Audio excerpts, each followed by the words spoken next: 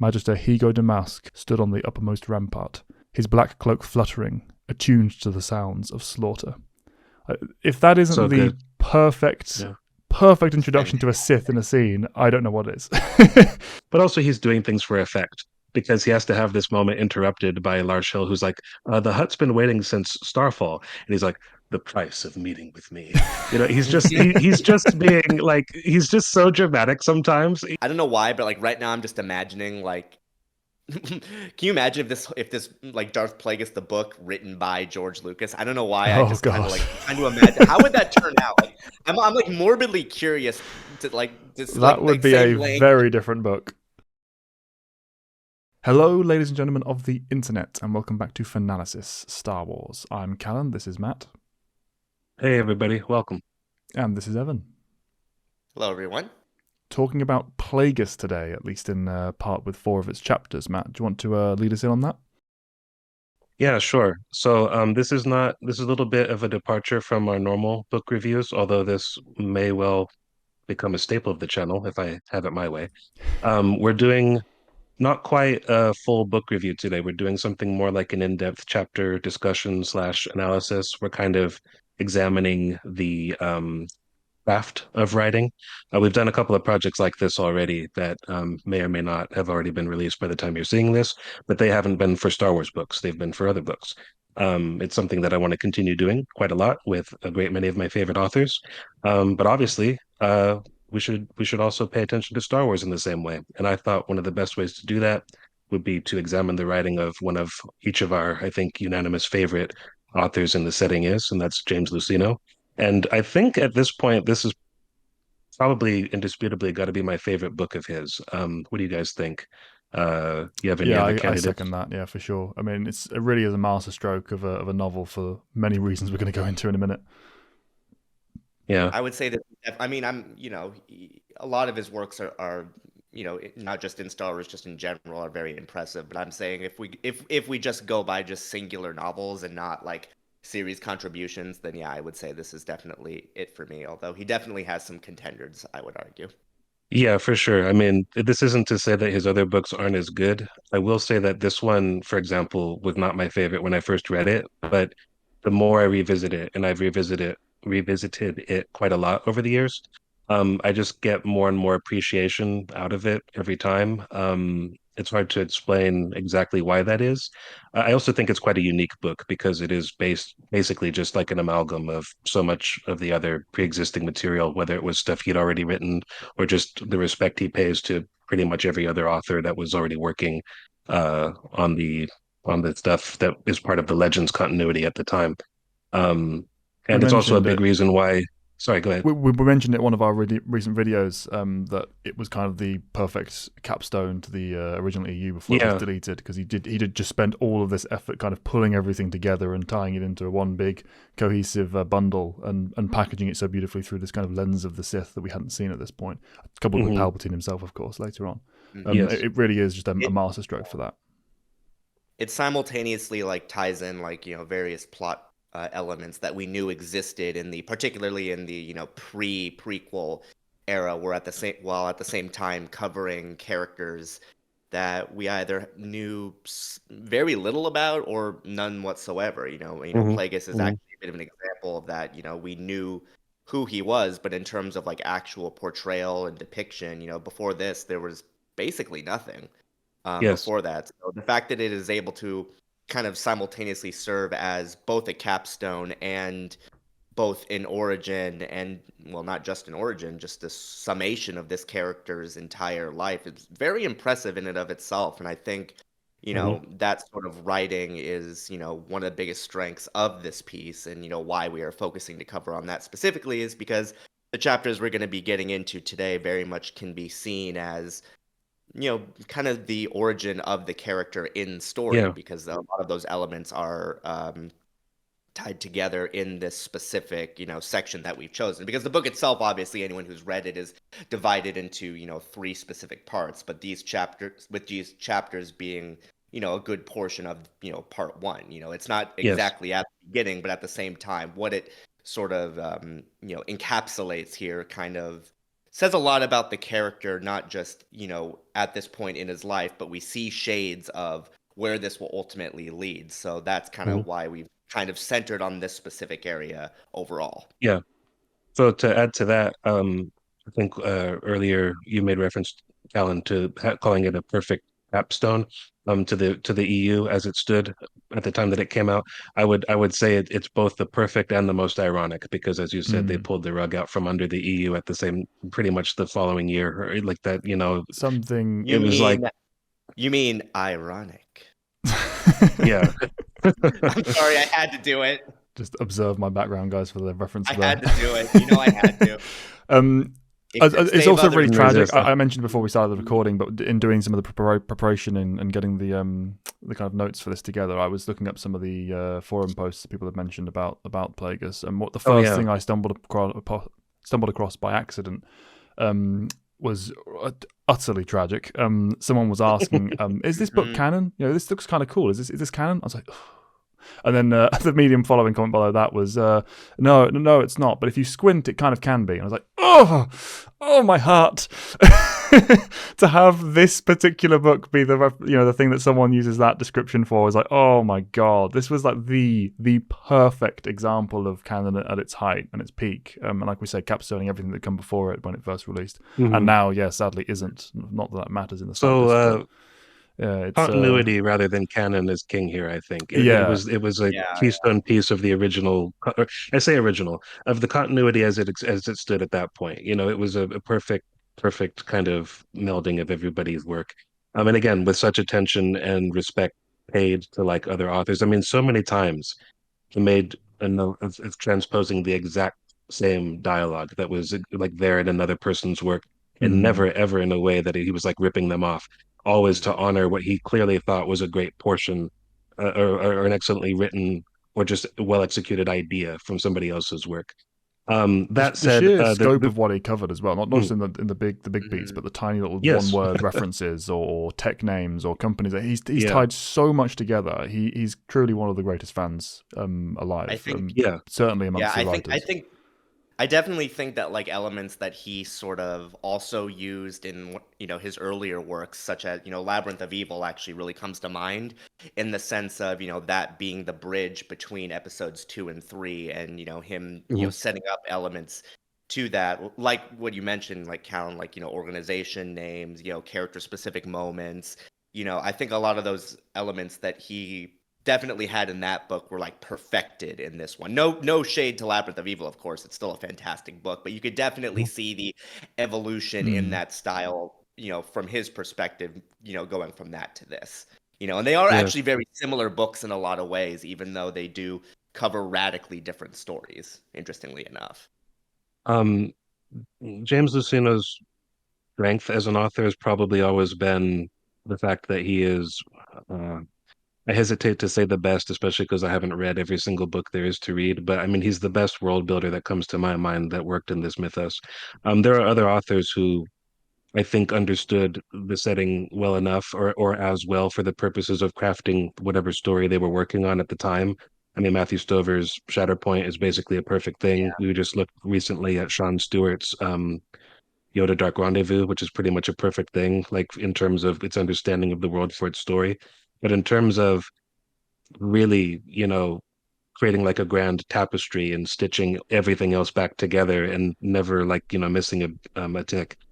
I can't think of anyone who did it better or with more blatant like just zeal and like love It was the kind of of the act of doing it. Not only did he You take it to the, I mean, because I completely agree, other writers have a knowledge and an intuition and understanding of the world that could match his, in terms of how they've plugged it into their story. But he for the sake, almost for its own sake, puts that extra layer of Yes. dedication to like pointing out, look how connected everything is, look how deep this world is, look what we can talk about because of all these stories that have come before, etc. But also on top of that, he's not just, even though it is kind of for its own sake, it never feels like, oh, look at all this knowledge, look at all these things we can connect for no reason. He's tying it specifically into the threads that he's putting laying bare in this plot.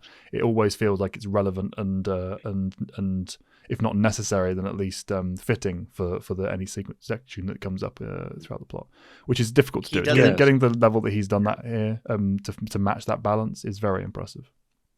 Hmm. he does it in a way where it doesn't feel like it's a, like you said, it doesn't feel like a reference just for the sake of it, which is a very difficult thing to pull off Even because when it is that. a lot of people, yeah, yeah, well, yes, but a lot of people could see that and just think of it as like either wasting time or just a pointless, nostalgia bait. But, the way he sort of integrates it, he never lets those references overshadow the overarching point of what he's trying to say. For the most part, I would say there are Yeah. some instances where it maybe kind of gets in the way, and I feel like those are probably moments where you kind of see that the further along you get into the book, in the sense of like he Mhm. gets closer and closer to things that we either see directly in the movies or are part of like big books that you can't really ignore. So Yes. sometimes that can sort of get in the way, which is actually, interestingly enough, where the chapters we're going to look at really don't suffer because it takes place so far in the past. Not that what we're covering doesn't have major connections here. It does, but at the same time, it's an interesting point in Plagueis' story here where he very much dives into the character and not just the events Yeah. surrounding the character, which I know is a weird thing to point out, but I think we'll kind of see as we No, go through. no. It's very appropriate to point that out. And I think maybe we'll have a look at some of those much later chapters that you referenced at another time. I want to say a couple of things at this point. So, A, this is not, we're not going to do what we're going to do today for every single chapter. We're going to kind of look at clusters of chapters for particular reasons. And I'll explain that in a second. But I also wanted to kind of dovetail on something you mentioned a while back, Evan, where you talked about how the book is split into three parts. Those are enlistment, apprentice to power, and mastery. Now, those words, they pretty much uh, they hearken to Palpatine's rise over the course of the novel. The beginning, of course, enlistment, him first meeting the Dark Lord of the Sith. Apprentice to power speaks for itself. Mastery is him ascending as the new Dark Lord. This first portion, I think, it's always kind of been my favorite from the book because it is Plagueis's show from start to finish. This is Plagueis kind of alone, like for all intents and purposes. It's the most it's the most baked into like his character as a whole. It's not so much about um what's the word he used? He makes reference to the fact that he disagrees with his own with the rule of two basically in general, but also anybody who any of his forebears, especially his own master, who really kind of in his mind deified Darth Bane and everything that he was about. He said that he would not have been one to like remain content, like to always be an apprentice or to position another Sith for success rather than himself. Ironically, that's absolutely what he is in the end, as they all invariably are in the end. Um, but you know, he doesn't it feels like in rewriting the history his own life basically he wants to rewrite he wants to redirect the course of galactic history, and he's in a position to actually make that happen, as grandiose as an ideal as that may be. And it's a lot of fun watching him work with his various minions and collaborators. And indeed, I don't want to give the impression that I don't enjoy Palpatine in this book. I do, and I enjoy their relationship. But I think after a certain point, roughly halfway through the book, it's equally Palpatine's story. So I just have always liked this bit. It's much more novel for me, where it's just Plagueis. It's called Darth Plagueis. This is Darth Plagueis, like front and center. There's nobody else, that gets equal time for the first portion of the book. Um, and then to explain why we're looking at the chapters we're looking at today, partially it's that reason. It's him front and center, but it's also because I think that I have a much stronger appreciation for like the various arts that go into world building and the writing craft because I'm writing my own story and have been for a couple of years now. Um, and if you've ever thought, writing's easy, just try it. It is not. And when you see writing done well, it can be quite instructive. It can also be really instructive to see writing done poorly. That can teach you quite a lot. But I think what's most impressive to me about, I won't say most impressive, the thing I want to highlight Most today. impressive. That's not even why I backcheck. But yeah, what's particularly impressive about Lucino's writing during this portion of the book is how well he does boring. And I think that that's criticism that some people may level against this anyway. This book may not be for you if you just can't be bothered with the politics of Star Wars, if you do not care about the economy, if you don't care about this subtle machination there that led to this or back alley deal there to this thing in the Senate there. It's very much not, I think, for like I don't want to say the average person, but maybe not the most casual fan. And it is certainly not an action story. There's action in it. We'll actually cover some of that today, some of the highest points of the action that you're going to get in the whole book, really. But it's a political story, it's a drama, it's a space opera, it's a character study, and it paints a portrait of a dark philosophy. It's I don't want to say that it's more highbrow than other works. Lucino's works are always kind of highbrow, even to the point where sometimes it's not for me, I have to admit. This is kind of like in some ways like his second shake at Cloak of Deception, Yeah. which I've often said I was is just thinking that. Yeah, that's kind of yeah, like that. That's where. Speaking of boring, that's yeah, where that balance isn't quite as well struck. Again, it kind of yeah, you see the early stages of his writing style hadn't probably reached their peak at that point because Cloak yeah, very even at its slowest, this book doesn't really feel like it's dragging. yeah. In contrast to Cloak of Deception, there's various points where it definitely feels like it did. Yes, So yes. I think this one in So particular, alongside the fact that his craft has improved by this stage in his career as a writer, I think that it's helped by the fact that first of all, he's talking about Plagueis, which is a very particular type of character he's written here. It's very cerebral, academic, scientific kind of focus. And because Lucino is such a master of, I don't even want to say prosal voice, because it's not even that here. He is good at that, but in particular with this type of character, it leans so heavily towards his strengths as a writer in terms of the world building yes, and the content that he's choosing to cover here. yes, Plagueis is the perfect POV to have discussing this content, thinking about it, musing about hmm it. Moving through this kind of plot. I think because I agree with you, Matt, when it shifts over to the Palpatine stuff, it's while still absolutely fantastic. You can see a kind of tonal shift a little bit away from some of the material that's being covered. And it doesn't necessarily hurt the book, but you kind of it's noticeable. You feel that shift. Yeah. But while we are with the Plagueis himself, I didn't find right, any of it boring. I mean, I'm interested in this kind of material anyway. But even if that wasn't the yeah, case, yeah, the way he chooses to have that voice present throughout, it's very effective for yes. me.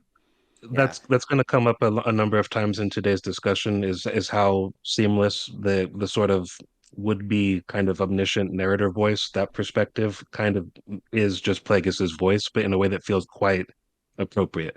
And I think some of what's lost a little bit by the time that Palpatine comes into the frame is that those moments are still there, but they tend to be most powerful during a series of monologues that Plagueis will give as a mentor. Hmm. And so he somewhat starts feeling, I won't say like a secondary character in his own story, but certainly the perspective doesn't feel like it is owned by him. It kind of feels like the reader is thrust more into Palpatine's shoes after being firmly in Plagueis's by that point in the book. So I won't even call that a flaw.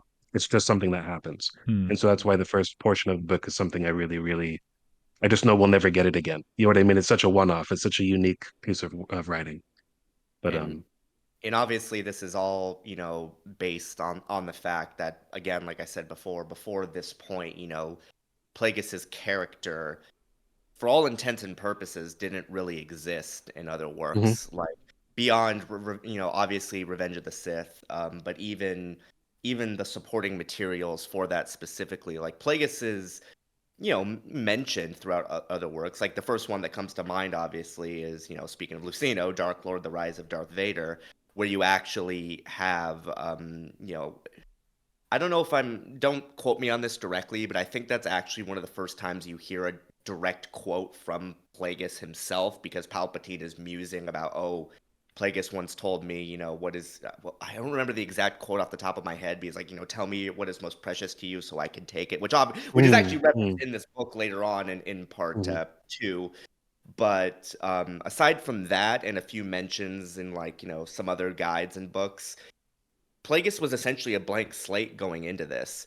And, from that here and there, he's able to build this character up, from more or less his perspective. And I think that is why one of the biggest reasons it basically Lucino doesn't really have any sort of quote unquote shackles. Not that the shackles of other characters are necessarily bad, later on in the book, but because he is able to put so much of himself in Plagueis's character, I think that's kind of one of the main reasons, particularly for us, that this section really stands out because he more or less has free range, And I'm not even saying, and for the record, I'm not saying that in the sense of like, I'm not saying that when you give James Lucino pre-established characters, he can't write them because that's not even close to as true. also proven by this book in all of the references and stuff being made.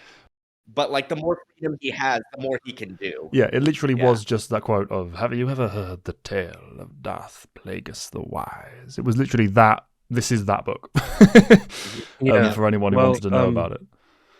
On that note, I wanted to say that this could have easily been something that I sort of despised if not handled by an author like this, and there are a few reasons why that's true.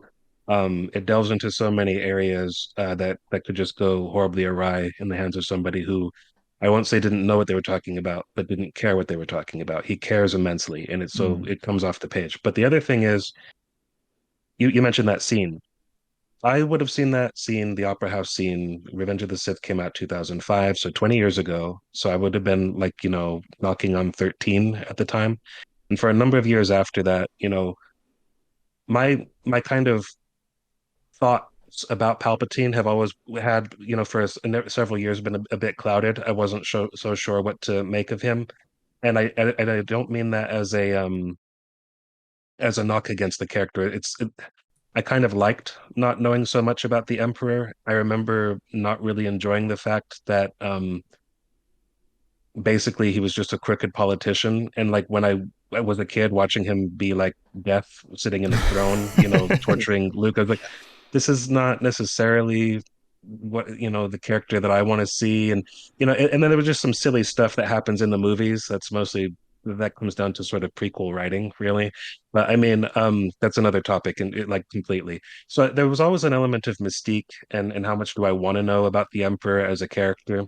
And quite frankly, the Plagueis story was one of the biggest examples of that, because who was to say that wasn't all just BS to manipulate Anakin? And so if you're telling me this character actually did exist and truly was capable of this and all the rest of it, I'm like, are you just going to make it less cool by revealing the truth here? And in my opinion, they didn't, and I don't, it's a real, it's a real testament to the fact. I mean, I won't say I came in wanting to hate it, but I came in ready to. You know what I mean? And I was blown away by it. I remember being, and it's funny because the original cover, I don't know what it looks like on the back now. They've changed the covers for like the Legend editions since, but the first one, that one there, it has Maul in the back. I was just going to mention that. And when I picked up the book, I saw that and I didn't really think much of it, right? And I remember being blown away by the fact that this takes place during the events of the Phantom Menace. And I was just like, what? And the idea that Sidious was still an apprentice then at the time really was like, I don't think I like this. This makes him kind of a punk, doesn't it? And I'm not even a Sidious fan per se, or a fanboy, like whatever the term, whatever the derogatory way you want to put it. I love the effect that the Emperor has, particularly in the original movies, particularly obviously Jedi. We just spent a great amount of time talking about that in one of our recent videos about how great he is in Return of the Jedi as a villain, just as a presence. Um, I don't really care about his character that much, impartially because he's not so deep a character in my mind. He's basically a representation of evil. It's like, got it, okay. I like him for the effect that he has on other people, right? But I mean, it there was something that rubbed me the wrong way about upon finding he was an apprentice that long. And now I just loved that. I love everything that was crafted around it. This is what I mean when I say the more I've read it over the years, the more I've gotten out of it. The first reading was a very different experience. I was like, more politics in space, more economics, more this and that, and the occasional dip into, oh, I remember that story. Yes. Oh, I love that story actually. Cool. Random. Okay, yeah. Oh, Mall. TCW Mall setting up. I don't like that, but okay, fuck it. That's not his fault. Skating past that, and then it was like time skip into Phantom Menace time. Little Anakin's running around and Qui-Gon's there, and I'm like, are you kidding me? Like, Plagueis is in like he's still there. And I always say the good works of the expanded universe in my mind don't really redeem flaws about the prequels as films. And even in works like Revenge of the Sith, such a much better version of the story. But the time to have seen those things realized that way would have been the movie. You can't then go back and redo that somehow with other alternate works because it's centered around the central characters. The book presents better scenes for the likes of Obi-Wan, Anakin, Yoda, etc., Dooku, Mace, all of them. It's like so you can't kind of do that again. Your one shot was the film. This is unique in that even today they could do it just by recasting some of the actors and making them younger, digital tricks and whatever. If you televised or made a series of this and transposed it around the Phantom Menace, this somehow makes the Phantom Menace look like a genius work of fiction. You know what I mean? And for those of you who think it already is, that's fine. I don't share your opinion, but sorry. It's just this though perfects them in a way that other expanded universe works don't really have the opportunity to, in my mind. It's so perfectly like that's what's going on in the background of the Phantom Menace, and it's so Just cool. pan the camera, please. Just pan the camera across so we can have a look at Literally, that. that's all you gotta do. Yeah, Fantastic. So, yeah, do you guys want to? I think we sort of yes, established our base for this. Are you Mhm. ready to jump into the actual chapters themselves? Absolutely. Yeah. So yeah, we're going to be jumping into Plagueis chapters 3 through 7, those being entitled Wag Begon, The Meaning of Death, Homecoming, The Hunter's Moon, and There Where They Used to Stand. And Matt, you were the one who kind of raised these as the section you wanted to talk about for this particular video. So do you want to do a quick summary of why we're doing these and then jump straight into Wag Sure. Begon? Sure. So, in the spirit of just general lore discussion, all of these are good, especially the final three. But in terms of analyzing writing craft, I thought that the first two kind of complete each other. You can't really discuss one without the other, and they provide a lot of context for everything that we're dealing with because we're kind of catching Plagueis in the middle of like a hectic Sith week. Like even in the life of a Sith, this is a big, That is definitely one this way is to a big put it. week. Yeah. Yeah. So so Woe Begone, we'll start with that one. This takes place in the aftermath of the death of Darth Tenebris, who obviously Plagueis was apprenticed to for most of his life up to this point. And we actually discover in short order that he was actually basically created by Tenebris. So he wouldn't have been born if not for that. But that's a discussion for later on. But Woebegone is a chapter just to set up what's going on. So they showed up on a planet called Baldeminic because Baldeminic has cortosis, and that's capable of being purified into a weapons grade alloy that can be used to defend against lightsabers. It's one of the only um, what, what's the word substances in the galaxy that can do that, that can repel a lightsaber blade or short it out rather, resist it. So they showed up there. I was a bit confused the first time I read it because I thought that the whole thing was a ploy of Plagueis's to murder his master. It turns out that somebody else wanted to get Tenebris out of the picture, and Plagueis saw the perfect opportunity to make that happen. So he wasn't expecting I to love that become it the was new done Dark that Lord way. this I week. love that it was done But that way again, because very, it helps very undercut Sith, the you know? yeah, very Yeah. Sith in terms of how opportunistic it is, but also it undercuts the thematic relevance of Plagueis because he's not a Darth Bane Sith. Hmm. But Darth Bane would not Mhm. approve of this. I mean, he was also a schemer Hmm. in many ways himself, but specifically when it Hmm. came to the rule of two and the kind of adopting of the master title and the Yeah. supplanting of them, he would have he was always a big one on no, this must be about actual power and strength, and this is Yeah. not indicative of that. We'll talk about Considering that's confrontation. considering that's where Plagueis sits himself, he's counter to that in thinking that no, that doesn't matter as much. I'm certainly not in this era yeah. and at this stage of the plan. I like that the very first thing we see from him is him stepping away from that Bane, perspective. And obviously too, this is like meant to be like juxtaposition to Sidious's assassination of Mm-hmm. Plagueis, because the Hmm. book very much frames that as him taking advantage of an opportunity presented. So to quote Yeah. George Lucas, it's like poetry, it rhymes. There you go. There you go. Sometimes that works. Mm. But yeah, Sometimes. yeah. It It's R2 and it story, always guys. helps It's to have R2 a story. yes, it is. It's all R2 story. This book is R2D2 story. Um, but and it always helps to have a through line like that, and it's nice to begin where we end at times. But So the thing about the first couple of chapters and why we're not talking about that is it's not really because we don't want to. It's just it would be very easy to talk about the entire book, and this kind of discourse that we're having almost grew in the analysis. I wanted to focus on one chapter, and then I felt, well, we ought to discuss those chapters that lead into it because that gives context, and then the last ones are so cool, so why not do those as well? Yeah. So And this we're not section, like we skipping said over the before, is front for any pretty well reason. self-contained as well. It does work as a nice Yeah. little single piece, where the rest of the book Mhm. might not have done. So The essential point of why this is going on in the way that it is because when the two Sith arrived on Baldemnik, they bypassed, customs and security and the proper way of doing things because Darth Tenebris, one of the coolest things about him is that he's actually like one of the best starship engineers in the galaxy. mm. And they showed up in a stealth ship, and that's how Plagueis needs to leave if unless he wants to just raise every alarm bell conceivable. And in the process of killing his master, he also wrecked the ship. So now he's got to engineer a way out. So he's become a stowaway on a little. They're not smugglers anymore, but it seems very much they once were. So smuggler adjacent type people, and their ship is called the Wobegon. So he's trying to depart from the planet.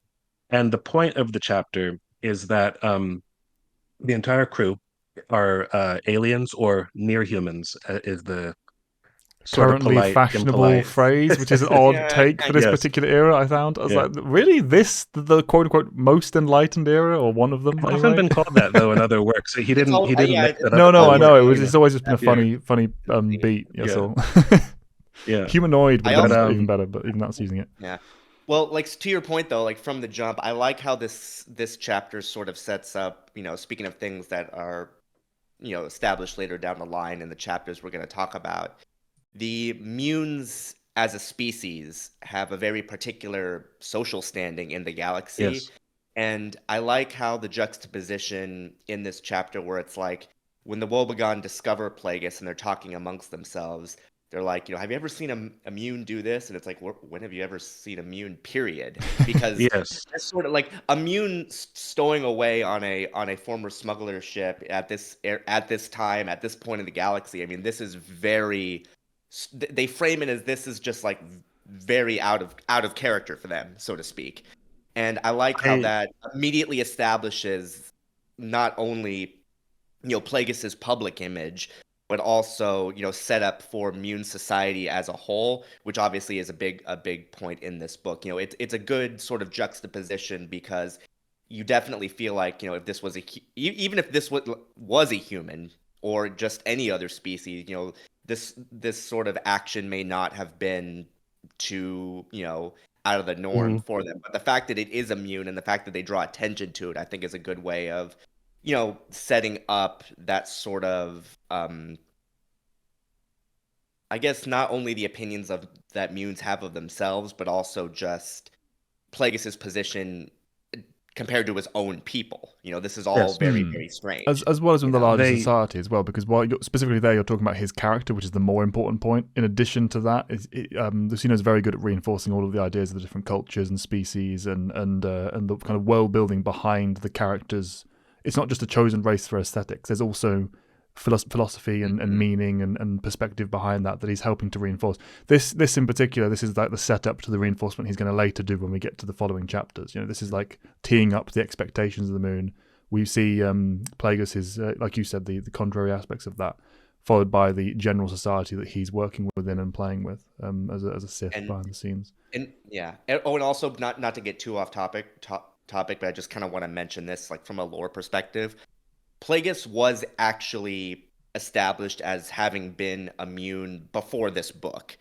However, it was only something that was ever lightly touched upon. But the fact that Lucino was able to take that, that species and this character and bridge it just so perfectly is another strength of the writing. The fact that he is able to take this and actually spin it into something with so much depth to it is just incredible. And I just think it's really interesting that you were able to take small details. Because if I remember correctly, I think it was don't quote me on this exactly, anyone in the comments, but I'm fairly certain that the work that established that he was immune was the Jedi versus Sith: The Essential Guide to the Force. I think so. I'm fairly certain that was the thing that established him I as immune. I'm But the quite fact that he's sure. able to take he's able to take that one bit and expand it into so Yeah. much here just in this chapter. Not just in this chapter, but just in the book overall. It's just fantastic. You So see his again, love I'm for the quite world, like credit Matt to said before. Lucino all the way. Yeah.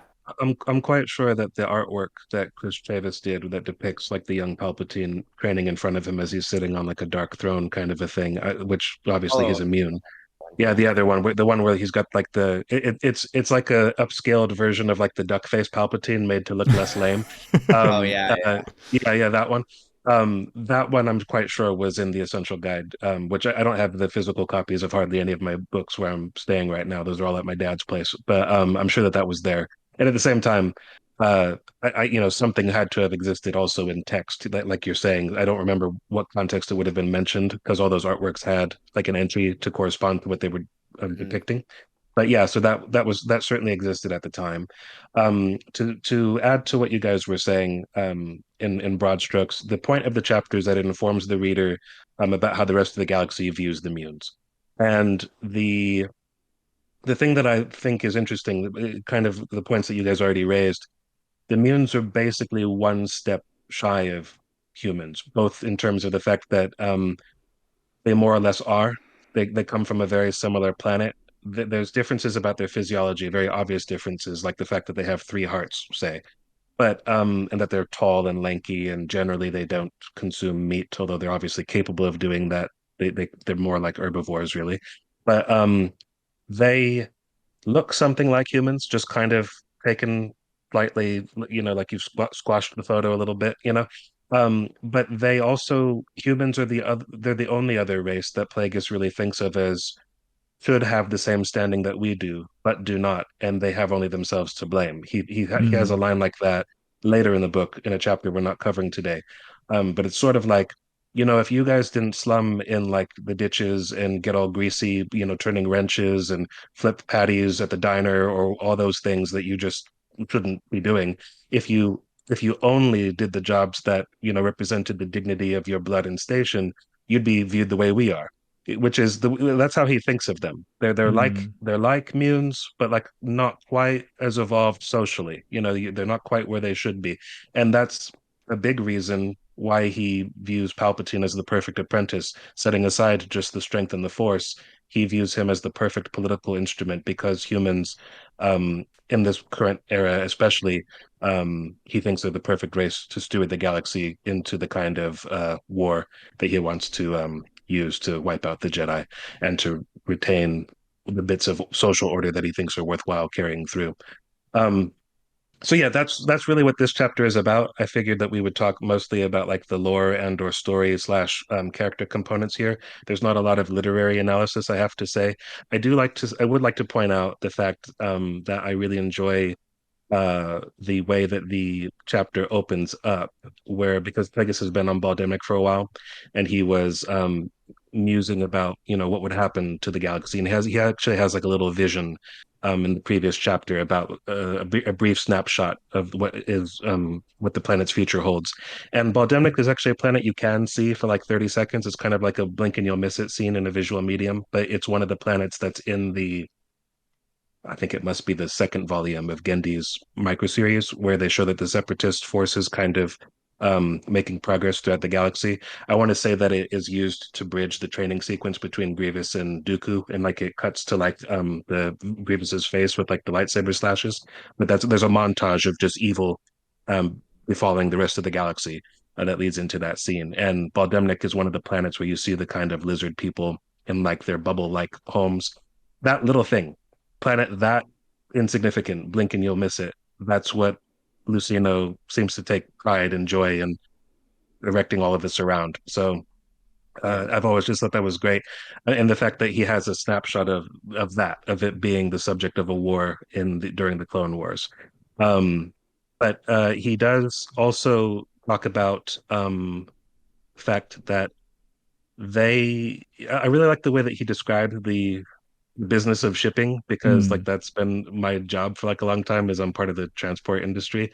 And when they talk about how do they phrase it? Theirs was a precarious business. At a time when pirates plied the intersystem trade routes, hyperspace beacons were few and far between, and a lapse in judgment could result in disaster. The cost of fuel was exorbitant. Corrupt customs officials had to be bribed. and import-export taxes were subject to change without notice. Delays meant that cargoes of foodstuffs could lose the freshness that made them desirable, or worse yet, spoil altogether. Dangers were manifold, and the earnings were meager.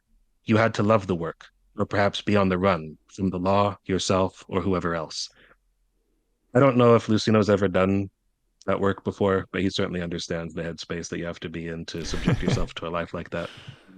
So Yeah, I but appreciated that. As always, the world feels very lived in through his characters, and Mhm. even the short snapshot we get of the Wag Begon's crew, he does a good job of kind of establishing them as unique people, and not just these are the guys who have to die for Plagueis to get to the next stop. He Mhm. spends time with them. Same again with the, as we said, with the immune stuff. He does the same with the rest of the species. This is one of the kind of bigger examples of that in the book, with the crew to captain and the list of various races. You can tell he's gone through. Okay, let me get some interesting races that haven't been used too much to put in with these others. I like how he takes time to do that, as we'll say it I many like times, I'm sure, but it's clear here. I like the little banter they have at the start Mm. where she's like after they're coming from like a drunken night out and spending too much money. Just had a night with the boy toy that they're Yeah, gabbing at her about. yeah, Teasing her. and she's trying to bring it, the captain is trying to bring it back to a moment of, okay, let's get ready to actually go to work now. And she says, no oversights this run.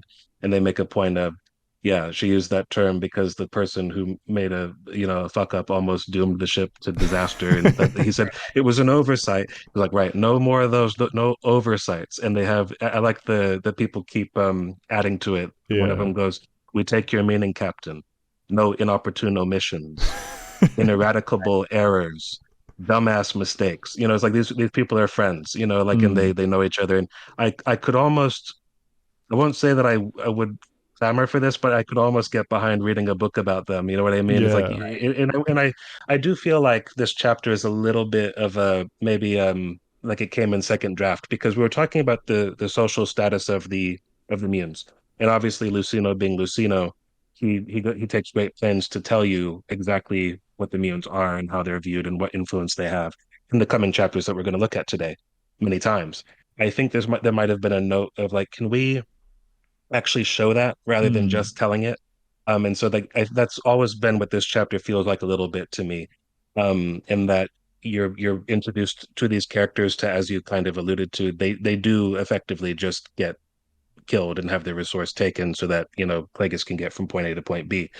Granted, Lucino put as much effort as anyone can reasonably expect into that, but there does seem to be like it feels a little bit like a note, that was given Yeah. to the author, the And whole if thing. not, then it was very particularly that was the purpose of the scene. There was no reason to Mhm. have this aside from fulfilling this space and joining point A to point B. But there's some fun stuff in it as well. Like I love the visuals involved. Like just having the idea of it makes special note of the fact that Plagueis crosses his legs. I like the visual of him just sat in a blood soaked robe, legs Yes. crossed onto a cargo container. And he's just sitting there, kind of hands on his lap, just sort of trying to discuss and negotiate a position. I like the framing of that and the kind of clear. I wanted to ask you, both whether you found that funny because I did. It's Yes, but not in a there's distracting a way. It wasn't tonally disrupting, but it was no, like a funny more like visual to match the kind of the sinister aspect of the situation. I did I enjoy think it it's quite a lot. supposed to be. Yeah, I think it's exactly. supposed to be funny. Yeah. Mm. Exactly. It's kind of silly just on a visual front, but it doesn't Yeah. take you out of it. And I like the juxtaposition of the fact that he is still he's in control of this entire situation from the get-go, even though he is wounded, even though he is the stowaway, even though he is outnumbered. At every point, he's basically talking around them when they discover him, from the get-go. And you like this kind of leads into like one of the lines from the book that I kind of just like wrote down. Is like Sure, please. that always stuck with me. Like when he's talking with Captain Law, and he basically says, I don't gamble, Captain, unless I know that the odds of winning are on my side. And then she responds by saying, then it's not gambling. I like that because it shows not only his attention to detail, his mathematical way of thinking, but the fact that Plagueis, even when he is at a quote unquote disadvantage, he isn't. Because he's always going to be going into as many situations as possible, trying to think his way out of it, either, mentally, physically, financially. All of his bases are always covered. Again, this is also meant to highlight how things later in the book come into play with his eventual death being the result of oversight. But again, I like how immediately establishes his way of thinking and how he's just as conniving as any other Sith, but he at the same time has his own thought process that leads him I to make the decisions that he does. So I again, wondered I wonder what you guys think when I say I think that there's a slightly childlike quality to him. Yeah, Um, I was about to say that you see a touch of not naivete, but he has a very particular type of ego where he and we see it particularly in the following chapters. This where he has a very set perspective, and because that perspective is very he's very introspective. He's very collected and careful with how he thinks things through. Because of that, it reinforces the idea that he's right about so much of the things that he thinks, and when he's sometimes not, he's in very simple, small ways like this, akin to someone more youthful, Matt. It comes out because she's pointing out the obvious. That's not gambling, but he still registers it as, well, yeah, it is. I just know that I'm going to win. He doesn't see the disconnect, and that happens a few times, very deliberately on Lucino's part throughout the story. And he doesn't respond to her saying that at all. Yeah, just like, well, moving on. Yeah, exactly. He generally speaks his mind, or he prefers to, and there are many times where he doesn't for effect. But he's clearly presenting what makes sense to him. But and what he is, obviously, as we find out, is he's a financier and like the top tier version of that exists in this world. He's used to negotiations. That's his wheelhouse, right? But from their perspective, somebody who should be a corpse who stowed away inside frozen meat to get on the ship has crawled out and has said, "Hey, let's make a deal."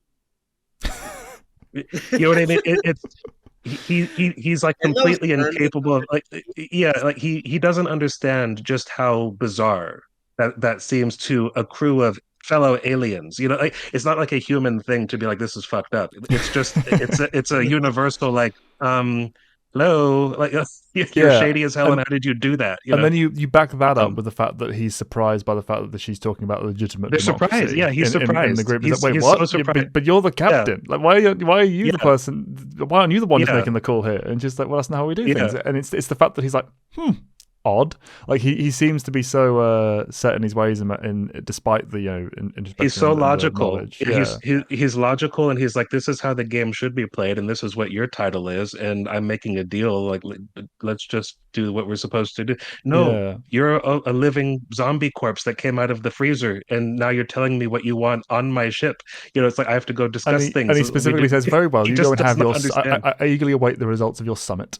It's like he's trying to mock it almost. But and at the same time, it's worth noting that it's interesting in and of itself that he's a Sith. He's now the Dark Lord of the Sith. His first instinct is not to kill them, and that's a pretty he. I won't say he's not cruel. He certainly is and can be, and at times takes joy in it. But there's usually a reason for that. There's usually like a prior history that motivates the extra added bit of cruelty that he heaps onto people when in the times when we see that. But his first instinct is not just kill because he can. He even has a line in the chapter preceding this that there's little point to leaving dead bodies in his wake.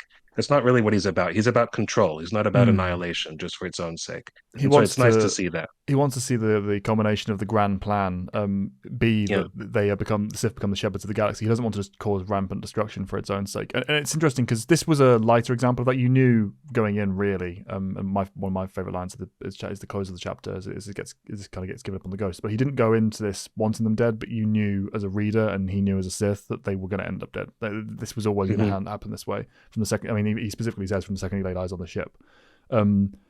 But later on in the book, post the chapters we're covering today, we have the scene where he's going to collect the prospective Force user from the cantina and from the casino, and investigate him, and spares them for almost no reason. I mean, it's actively dangerous to leave them, really, and based on the fact that they've seen him and know how he's interacted with them and knows what he knows about them, etc.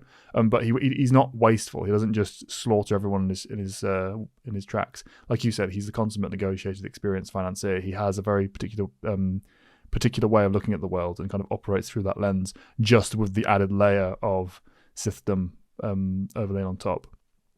Well, I was curious what your favorite line was that you made reference to. Yeah, one of the ones I enjoyed the most. I was looking through, and it was pretty much the very last line of the chapter where Plagueis said, "Don't, Captain.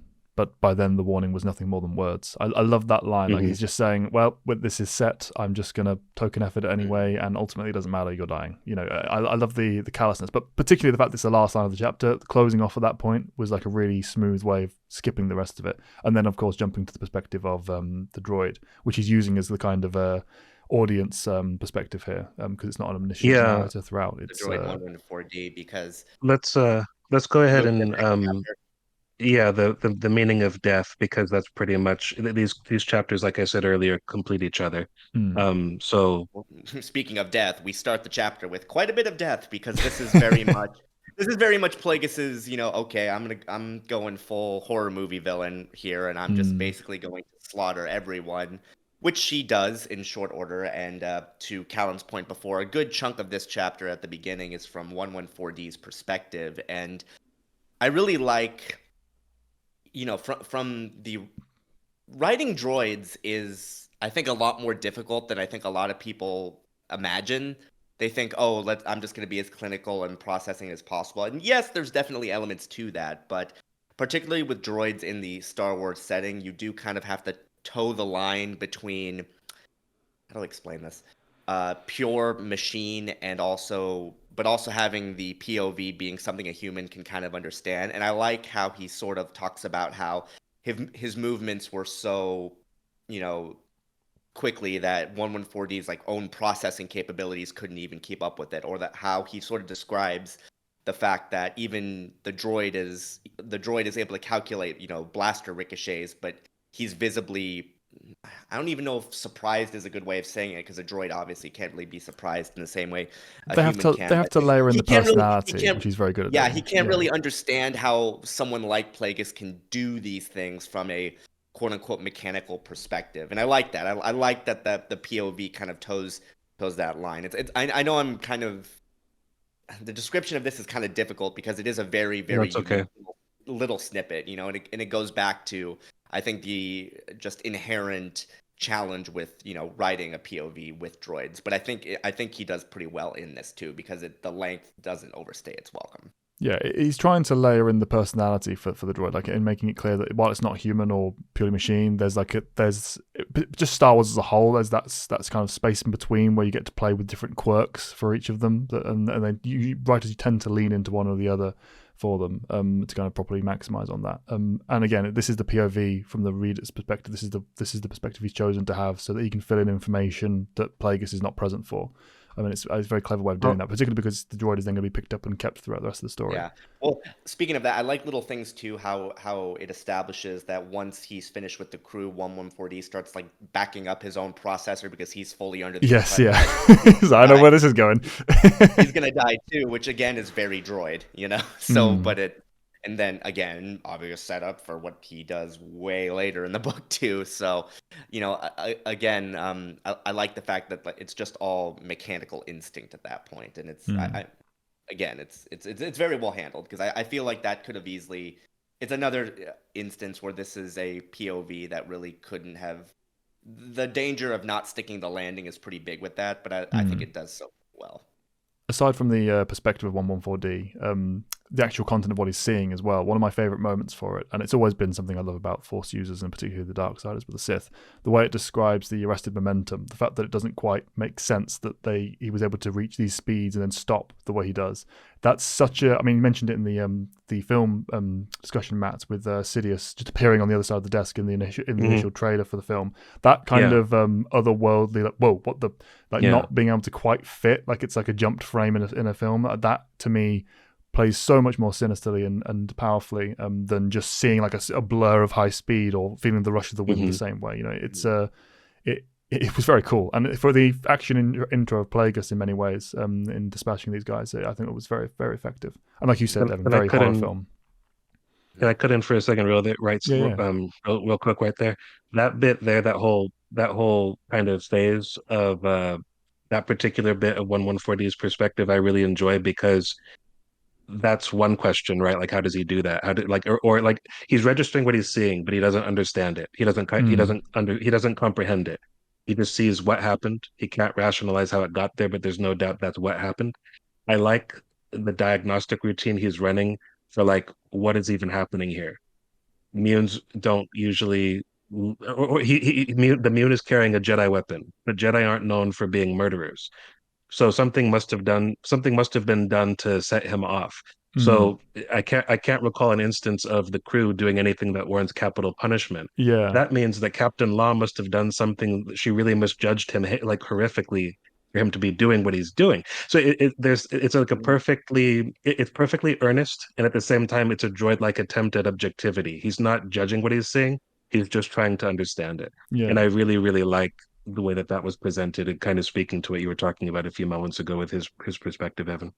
Yeah, and it also adds just to, I would also say that also adds to the just horrific nature of this sequence, because at the same time you have this very clinical, objective POV set against Plagueis literally slaughtering people like left, right, and center, and the juxtaposition in that tone, I think, is what really, further cements the just horror vibes of this. In fact, you mentioned earlier about like the speed, it's very Wraith-like in how he's Mm. described. In fact, I was almost kind of reminded, very, very old literature here, but have either of you ever read the original Bram Stoker Dracula novel?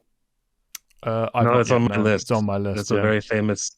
I desperately want to. You giving me a good excuse to do that. We should go through that together Yeah, we someday. should. Natasha's But read that carry on It's last to your year point. actually. She really I enjoys will it. say So. it's a fantastic read, particularly for its time. But what I will say about that is I was very much reminded of those sequences in the books where he's, Dracula very much just appears places, by becoming smoke, and the way he's always described as like moving is like very otherworldly, and I was very much getting similar vibes from this sequence. And again, it's just a perfect encapsulation of how the differences in Plagueis' disposition. Like he can literally go from being collected, diplomatic to literally just a butcher in just seconds. And again, it shows that yes, he is in principle very different from your average Sith, but at the same time, he's capable of adopting that headspace instantly. He still, at Mm. his core, is a creature of the dark side, and that very much comes to light in this book. In fact, as he's surveying his murders, he comes up to one of the crewmates who actually accuses, because he thinks he's a Jedi. And he Mm. he accuses him of like, oh, you could have just used the Force to make us do what you want. I would know because I was subject to that. And Plagueis scoffs at that because he basically is like, oh, if you're so weak-willed, then you're even less useful to me. And again, that sort of distaste. And it's also, I think, one of the few moments where you see his real, quote unquote, real emotion comes out, because the level of, you definitely feel the disgust in his dialogue when he says that to him. And I think, again, it goes back to the fact that although I was actually very much reminded of, what was the comics? The comic basically where Darth Maul goes up against Black Sun, Mm. from the Oh, original. yeah. It's called Darth Maul, I Like, think.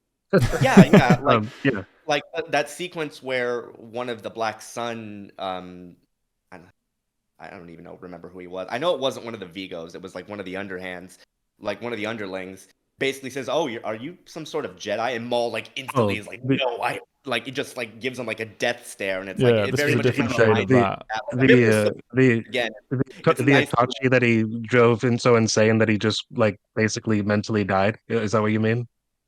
No, that's The- I'm talking about a sequence earlier in that series, Oh, okay. All right. the one where he first encounters the Black Sun underlings, and in that Mm. shipyard, I believe.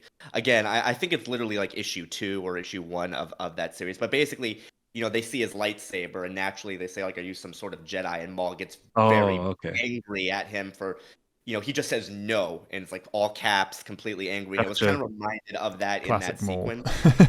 This is like And the again, different shade of that, which I agree with. yeah. It's quite nice. My favorite part of this though is the immediate follow up to the aftermath, when the first thing we see from him is he's moving again through the perspective of the droid who isn't fully understanding what they're seeing at this point.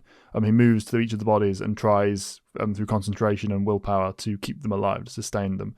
As Mhm. the research that he, continuation of his scientific approach that he's been doing, that we see later on back at his lab.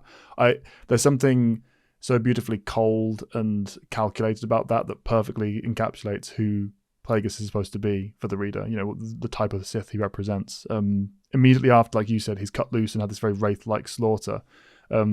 We have this sort of moment of introspection and like, right, now you're my lab rats. Now you're the meat on the table kind of thing.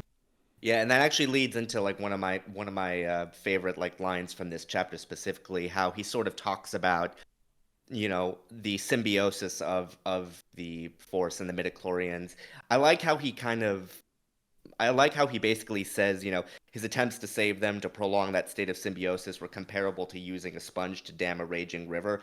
I like how that sort of references the fact that, it's often easier to heal somebody else with the Force than heal oneself. And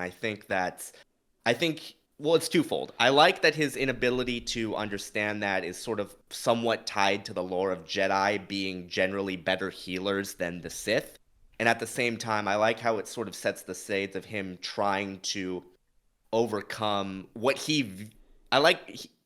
views as an imbalance, even though from a nature perspective, it actually isn't, because the Force being an energy that, flows from one person to the next, it would naturally be easier to heal somebody. But I like how he views that as an unnatural obstacle, not because it is, but because it goes against his own personal philosophy. At least that's how I always interpreted that sort of sequence.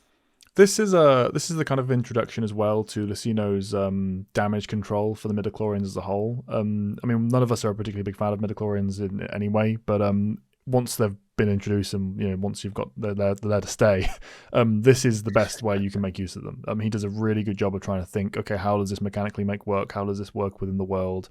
How would different people of different types of attitudes interact with them, etc.? This is basically the peak you're going to see for midichlorians as a concept within the story of Star Wars. And I appreciated the effort he put into trying to make that work, despite the obvious downsides.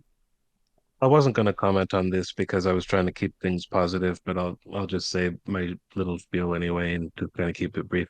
My issues with midichlorians are basically I think that they were they were like an invention to kind of make the Jedi break their own rule to allow Anakin into their ranks because George Lucas kind of like, I don't know, maybe didn't understand how much power he has as a creator, and that just because Yoda once said Luke's too old to begin the training, that didn't need to mean that you have to join when you're 2 or younger.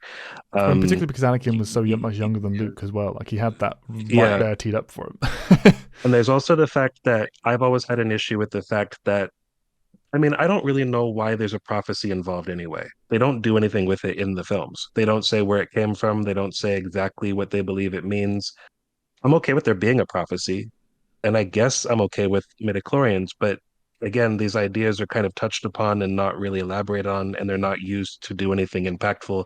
They don't come up again until the scene behind Callan. Have you ever heard the tale of Plagueis the Wise?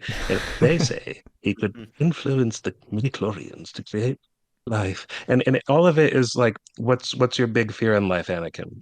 So if you're just watching the movies, what are they used for? Qui-Gon just kind of says, yeah, they're there, and you've got a lot of them. Yeah, and Yoda has more than Palpatine anyone, is like, which is really totally doesn't diminish his well, specialness see, at all. and that's the thing. That's the other thing. That's the other reason I'm not so into it. It doesn't really matter how good a Jedi you are in principle, if your cap is determined by how much of these things are in your cells. It's I don't like that as an idea so much. Um, I won't say that there's like an objective right or wrong there. It's not the way I lean. I also like, for people who would say, well, you have to explain why the presence of the Force is strong in some bloodlines. I don't really think you do.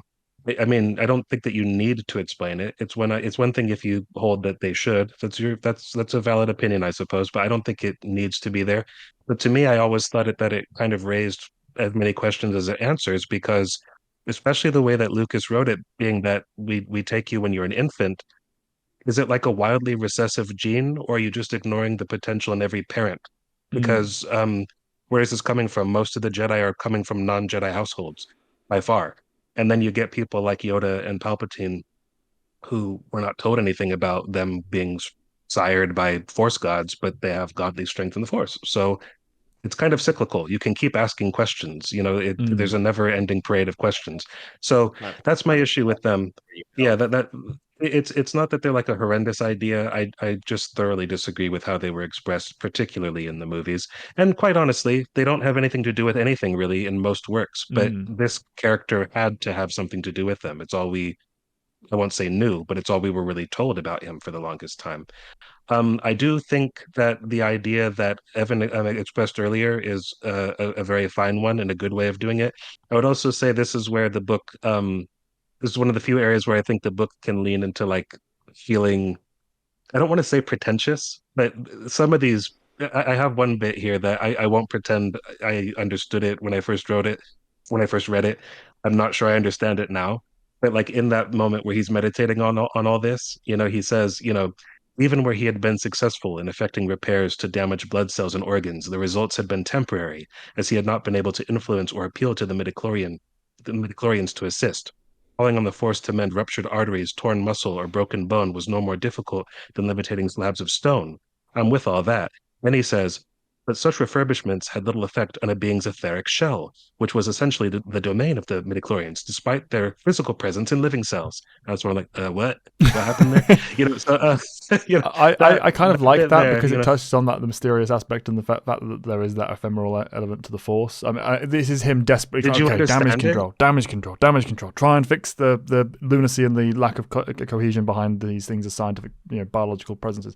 He's basically trying to explain them in a way that keeps the mystique and magic of the force while also connecting it like logically to the biological element of the cells. I think he did a good job with it. But you're right, it is a bit it necessarily becomes a bit loosey goosey. I can't say that I really understood it. It sounds good. I don't really, but it's to me, it's like enlightened techno babble. You know what I mean? Yeah, Like I think that that's that kind is of what what it it is. is. Yeah, it's tapping the I biological Yeah. into the magical there.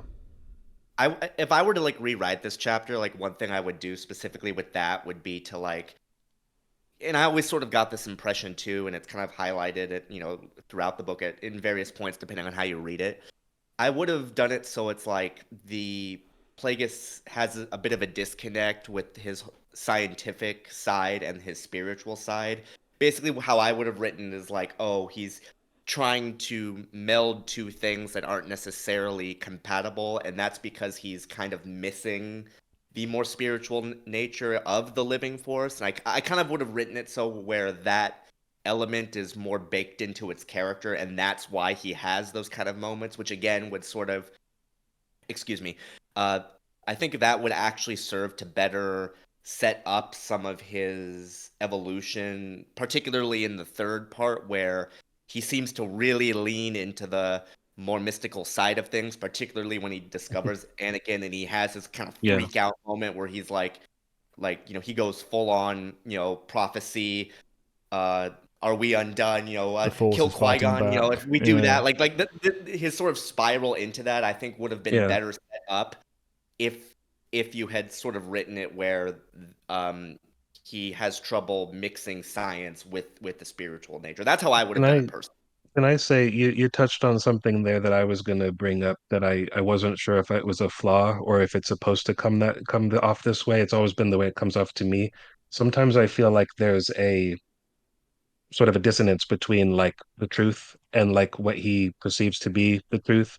And then also not even when he questions his own belief, I don't think it's often expressed in a way that it's clear that that's what he's doing because it almost seems like he's engaged in a lot of sort of post hoc justifications for things. He says about himself that he is not a fatalist, but at the same time, he pretty much says there's nothing that could have been done to avoid this. The midichlorians were already prepared to die from the moment I, saw them because of that, and because I haven't learned how to sort of nullify their influence or their interference, because he views them more as like inter interlopers really between like the individual and the actual force. And he actually says, the force is not carried by like the midichlorians. They're not particles in your blood that give you the force. They're interlocutors of the will of the force, is what he's saying. And so it's like I don't even know what you're supposed to take as truth. Like or what's just what he thinks. And when he changes his mind, sometimes I wish it would be more obvious that that's what he's done rather than just sort of stream of consciousness almost. Like it Mm. can be a little bit confusing to me in a way that I don't personally enjoy. I don't mind a confusing thing when it's intentional. I'm in two minds about whether this is supposed to be as confusing as it comes off to me. Am I making sense with what I Yeah, said no, for there? sure. I Yeah, think yeah, agree with both of you. It could be made not explicit because we want it to be implicit for the sake of subtlety, but I think that the amount to which it is implied by the content going through the book, one, I think it is a little bit inconsistent in how it dips and hills and valleys with it, but also when it is trying to make it clear that this is what he's thinking, this is what he's not thinking, etc. I think it could be a little bit more clear as to what is trying to be got across. With midichlorians as well, that kind of works out. You mentioned the spirituality aspect, Evan. Obviously, from the type of character that Plagueis is, we know he is naturally going to be someone who struggles with the spiritual. It's just obvious by the way he thinks. But I think Lucino kind of sits with that as his, okay, that's true, therefore I can get away with that. I would like to see just a shade more on-page exploration of him struggling with that spirituality. And if not recognizing it as a flaw within himself, at least noting, okay, this might be where my deficiency lies, or might be where I need to look for my next branch of study, if he's not willing to admit his own deficiencies. Something to show that the spiritual disconnect is that kind of linear, or that line, the breaking the line where he's struggling with it. Yeah, I'm not. Yeah, and I'm not saying that element isn't there in the book itself as it is written. I just like I said, I would make certain things a bit more obvious and maybe have retooled certain points to kind of highlight that and have it be a more of a consistent through line throughout the book. Like it is there, but you do kind of have to I don't even want to say squint, but when you're reading it, but just more so like all of these things are more implicit than explicit, and sometimes that is okay, but I feel like one of the very, very few flaws I would say in this collection of chapters is certain things are very, very, very, very implicit and not always when I think they necessarily should be. From a writing perspective, again, it's very easy to go to one way or the other, but when I say that, I would only up it by like 5% if I was rewriting this, which I think kind of goes, kind of leads us into our next point. I think we're pretty good to move into Homecoming at this point because I think that element in particular is where it really. Well, I wanted to take a moment to say that it's kind of funny. Almost my favorite parts of the end of the meaning of death is not so much all the Plagueis Force stuff, but just the pure interaction of him and the droid and the fun of them making kind of almost friends. You know what I mean? There's definitely it's just a bit of very well respect there done. from Plagueis.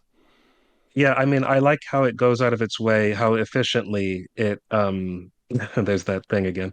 I like how efficiently they set that relationship up because you could look at 114D as a bit of a crutch for like the author. I mean, he's there effectively so that Plagueis doesn't have to go through most of this portion of the book completely alone. That would get old pretty quickly of just everything being amusing. Not amusing, but like his personal musing about things without someone to bounce his ideas off of or to engage in his secret missions with. Nobody, not even his closest munes, know that he is, a Sith. So I like how they establish how useful 114D is. He's a pilot, he's a diagnostician, he is a medical research assistant. He also knows kind of like just a good general history. You almost think of it as like what we're just starting to see with our own kind of AI, like how that's kind of become the search feature. Like when you used to Google something as a search engine, now you get like an AI spiel. He's kind of got access to just good general knowledge of everything, and at the same time, it feels like he has a personality. And he's discreet. He doesn't ask questions that he doesn't feel he needs to know, which makes it. And he can have his mind mentally, his memory wiped modularly, which means that you can delete that without getting rid of all the things that make him useful. So it's all those things are there to justify Plagueis' quick decision to keep him around. And one of my favorite details is when they get onto the actual space station, and he wants the ship to be slagged. 114D, as I imagine most droids, I just never really think about it. He can provide an audio video recording of anything he witnesses. So it's like Plagueis knows that his orders can be executed to the letter without sitting around and waiting for it, which is really cool. Um, I will say that one of the things I would have done to make the chapter better the thing that I would have done if I was the editor or the notes I would have given, I personally would like pretty much instead of that kind of sort of all-encompassing omniscient sort of perspective that he dives into whenever he's not in Plagueis's head during this early bit. It's kind of a halfway point when he's in the droid's perspective. I would like it to be more committed to 114D as a character with a perspective, and I would have liked to have seen more of him throughout the book. I don't really need the disembodied sort of omniscient perspective for all the alien crew members. I think I would have preferred it be much closer, pure 114D throughout that entire portion, and again to sprinkle more of him throughout the book because we don't. After a point, he doesn't have as much to do, and I really like him, you know. So that's what I would do if I was in charge of giving notes to a brilliant author that Lucino already is. That's my own little bit I of can agree with advice. that. I think that like you say, he was used where he was needed. I think that you could, on top of that, make him more of a character in his own right to kind of help glaze over that and avoid that being the thing that is so very noticeable. But even within that space, And then even without doing that, he's done it very, very well. It's just that case yes, of this could be made better for sure. and then on the space station itself, which is a very short bit but a wonderful bit, that was where I should have realized, oh yeah, we're going to eventually Maul's on the back of this for a reason. We're eventually going to get into the episode 1 time frame because he meets Garnata, who is one of the Vigos that you referenced earlier. He's the one that gets his eye pierced with a lightsaber and like his monocle, it has like a smoking hole in it. That's like the comic panel I can remember.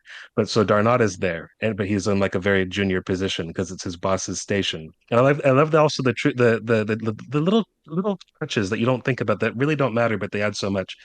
He kills the crew. He takes the ship to deep space demolition. It's a demolitions company. I need to get rid of the evidence. One of my crime boss friends has a perfect, you know what I mean? It's like when stuff happens on Breaking Bad and they go to the dumpster, Yeah. or like the vats of acid or something. It's a Uh, perfect thing. And I love how he's a financier. He's a renowned banker. He can show up there and they're just like, "What do you need us to do? Get rid of all this." It's like, okay, no Sure thing, problem. boss. It's just you yeah. you definitely this definitely isn't the first time he's done No this. questions, no questions asked, and at the same time, it does not fit with just his public persona at all. I loved the way to introduce that. That's As I so say, it's a perfect. perfect introduction to it, particularly with the contrast between the one who does have respect for him and the one that doesn't. The lack of knowledge there. It Mhm. shows you, okay, it's the The one who knows who reputation he that's is. buying. Yeah, exactly. It's the Yeah, reputation that's yeah. buying him this credit here, and which just Mhm. sets up all of this plus everything we discussed previously from the previous chapter. All of this sets up perfectly to kind of show that this is Moon Society. This is where Plagueis is coming from. We're about to dive into the specifics of his childhood. It all now makes contextual sense. Let's go. It's all layered so perfectly into the idea of the lived world and the character moving through it. Really, really masterfully done. But yeah, moving on into Homecoming now, chapter 5. Yes, Quick summary of that, please, yes. Matt. Sure. This is actually the chapter that gave me the idea to do this video together because so much of what I want to discuss hinges around the actual writing craft, and I just found it so noticeable how well he does what could potentially be boring. I love his appreciation for little details, and to me, this is a chapter that again, it's not so much the content. It's more the way he structures it. It's the way he voices it. It's the way that he presents it. It's just so good. It's an incredible way of introducing Plagueis's Bruce Wayne after we've seen his Batman for like the first 4 chapters. You know what I mean? It makes what could be boring indispensable, at least in my eyes. So, Evan, why don't you take us away with what's going on here? Yeah, I mean, this is essentially Mune 101 as far as presented in terms of just like you're saying, not only we learn Plagueis's place in Mune society, but also, well, at its core, what Mune society is. I mean, he talks about things like the Great Expansion, ancient Munes, how they originally, how the kind of the backbone of their sort of, financial sort of enterprise is based on both resources, position, and just the natural state of their intelligence.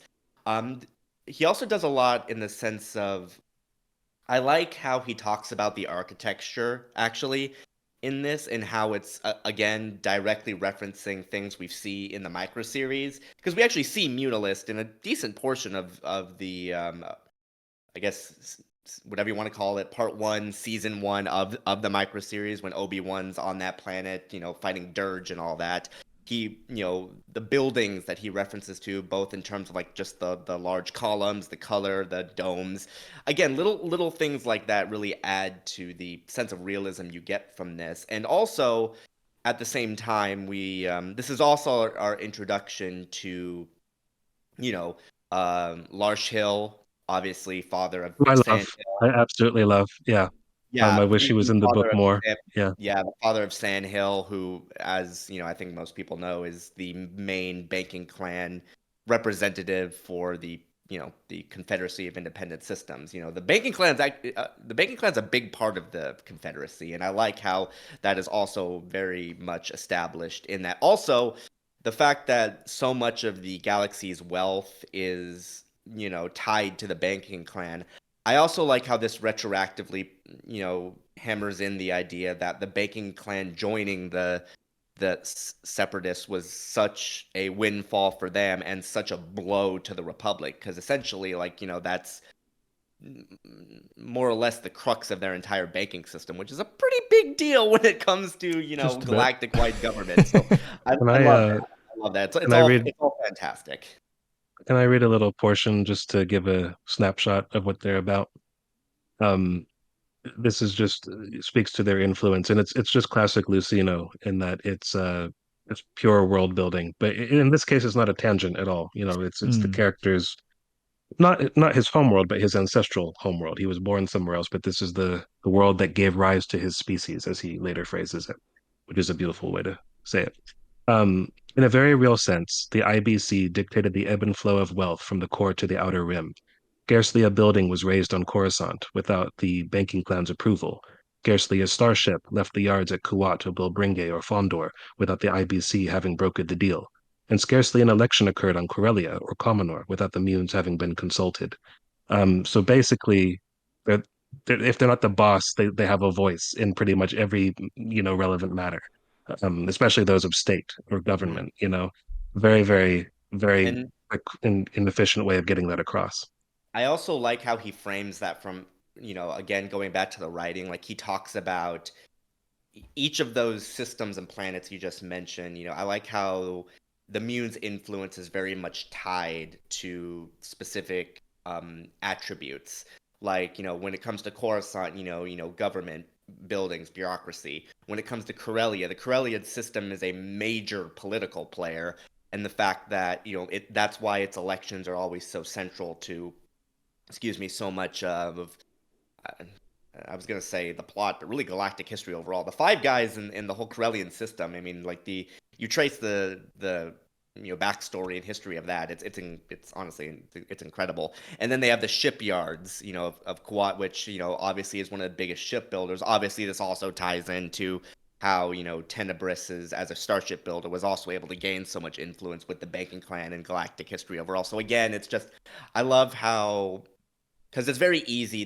He could have easily have just said, "Oh, elections," and he like all elections or all buildings. Yeah, But the fact that he very much ties specific influences to specific system is a good way of not only showing the depth of their influence, but also just the breadth of the banking clan's ability to shape specific attributes per system. So again, very little things, but very fantastic touches. And it builds on the stories that have come before, as we said before. The Lucino is aware of these, and he wants to pay homage to them and help thread it all through, so that this feels part of a lived galaxy, lived shared world. I mean, it all matters. You can't just say, "Oh, every action is influenced by this. Every business is influenced by this." It has to be calling on the specific to probably have kind of grounded and rooted meaning.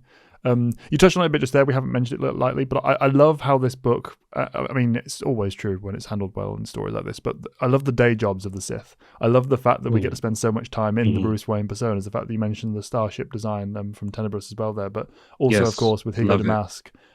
Everything about that just helps sell the kind of subterfuge and the deception that's been cloaked around the Sith's approach up to this point.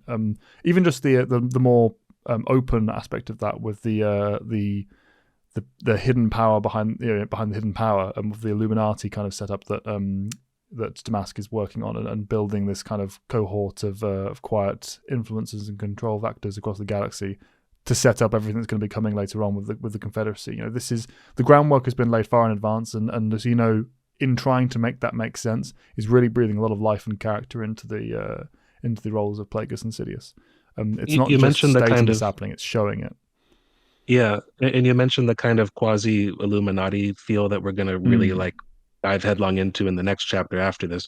But even without that, I love how he presents the Mune culture and society as having just that as part of their inbuilt Mm. just Just existence financial because influence, yeah.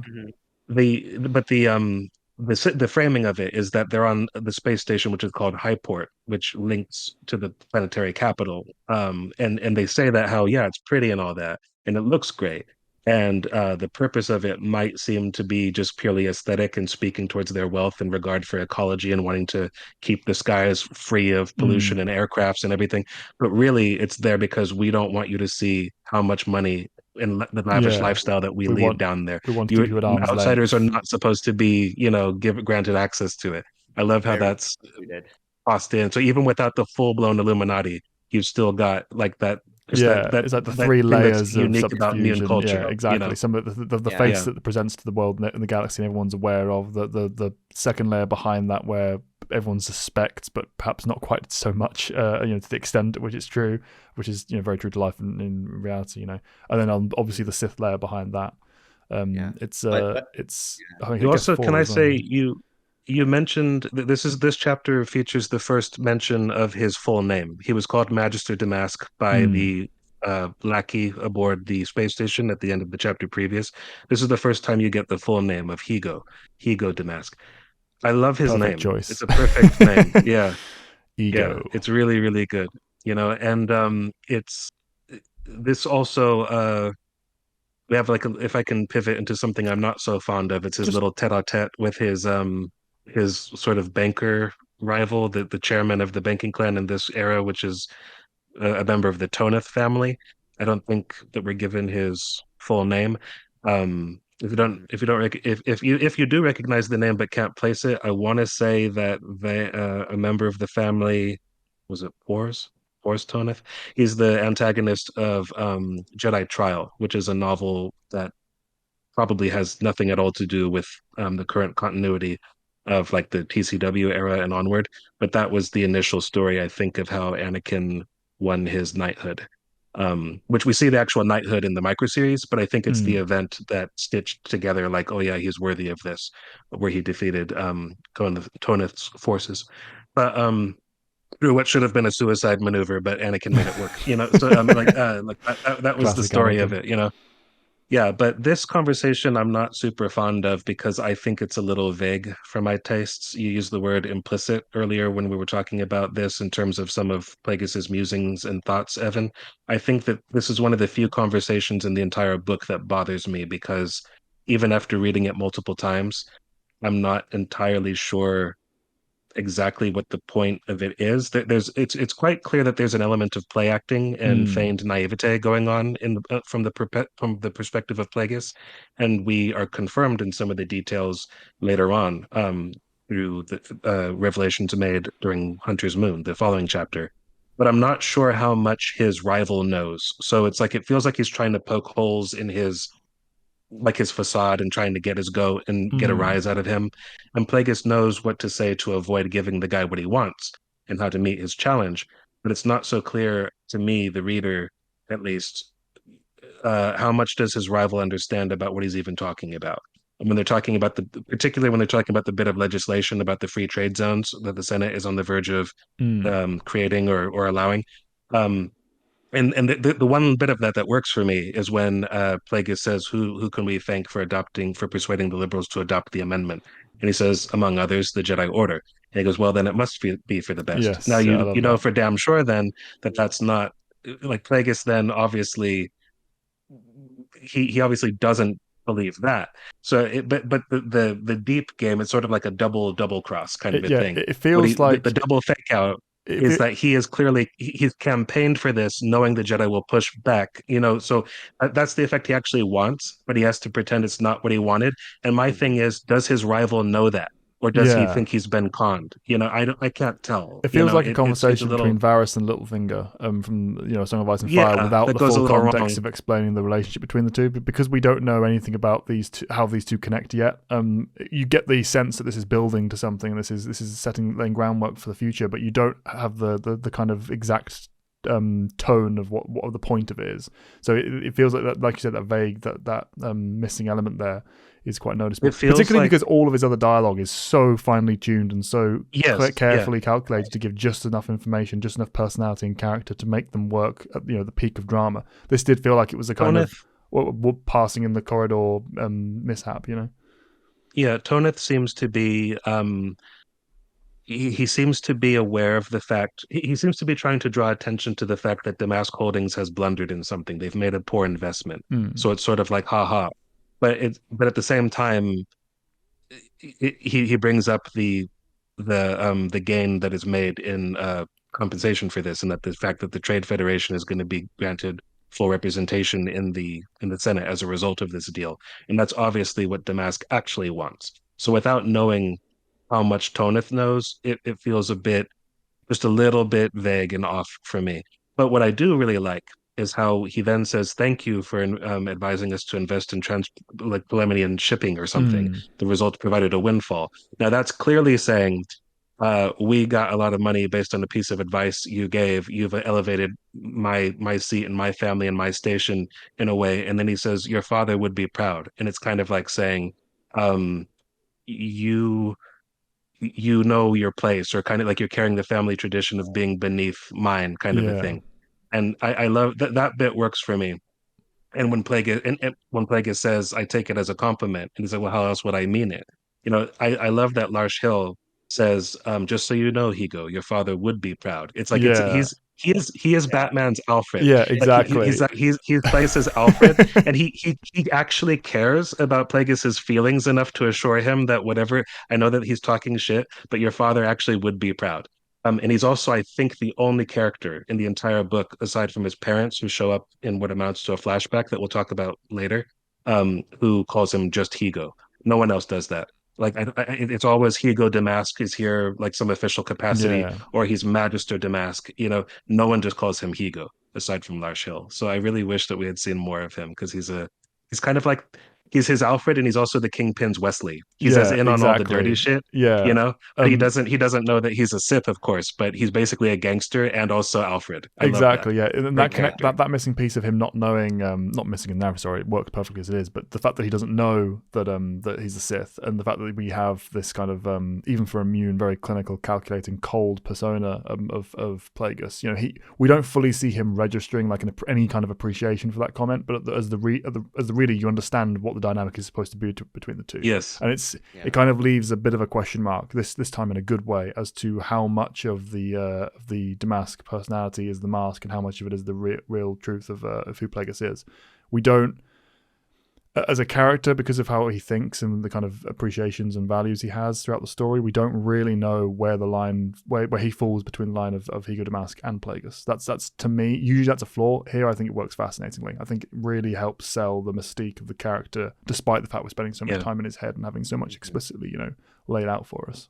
I think it's also a really good way of illustrating how you could definitely imagine that, like, even if for whatever reason Plagueis was born without any sort of connection to the Force, you could definitely imagine Higo Damask still being, whether or not he'd be in this exact position is debatable, but you could still imagine him very much being a very successful individual within Mune society, even without what his Force powers give him, which I really like, because it comes off as like, yes, this is a mask, yes, this is a persona, but at the same time, to your point, Callan, enough of his quote unquote real self sort of blends into it that you can realistically imagine him still doing a lot of these things. It's almost like him being a Sith is almost secondary, which is obviously the point of the mask. 100%. Yeah, it's really cool that way. I think that's really fantastic, and I think it just also adds to not only his experience, but like he's played this game. It's not even really almost not a game to him at this point, and I like that. It's very much I it speaks to I his do clinical think side, because he even mentions how later on in this, where he doesn't really view the Jedi as, you know, a rival organization. He views them as like, competitors in a financial market that needs to be, decimated completely. And the fact that he even thinks in those terms further, it's very much a Mune way of thinking from the get-go. So I like that. I like that there isn't that disconnect, and who he is at his core and who he is as a Mune are very much two sides of the same coin. Even think, accepting, sorry, well, 1 second, Matt, just following on immediately from that, even accepting the role of a Sith, as a character for him, he could not display a single instance of Force powers throughout this entire story, or any time we ever see him, and he would be exactly the same Sith Lord he is now. The only part where it's a necessary component of his character is the sorceress level of his laboratory work, when he's fully trying to reach out to the Force to manipulate the midichlorians, the kind of lichdom aspect of his Force inquiries. If you take that away, he needs nothing to be the perfect Plagueis Sith Lord that we know him to be. It's the physical power is obviously there, and when it comes out, it's great. But all of his character works just with him being the financier, the manipulator, the setup for his little quiet Illuminati kind of shtick. It's really powerfully done. Sorry, I think that's the bulk.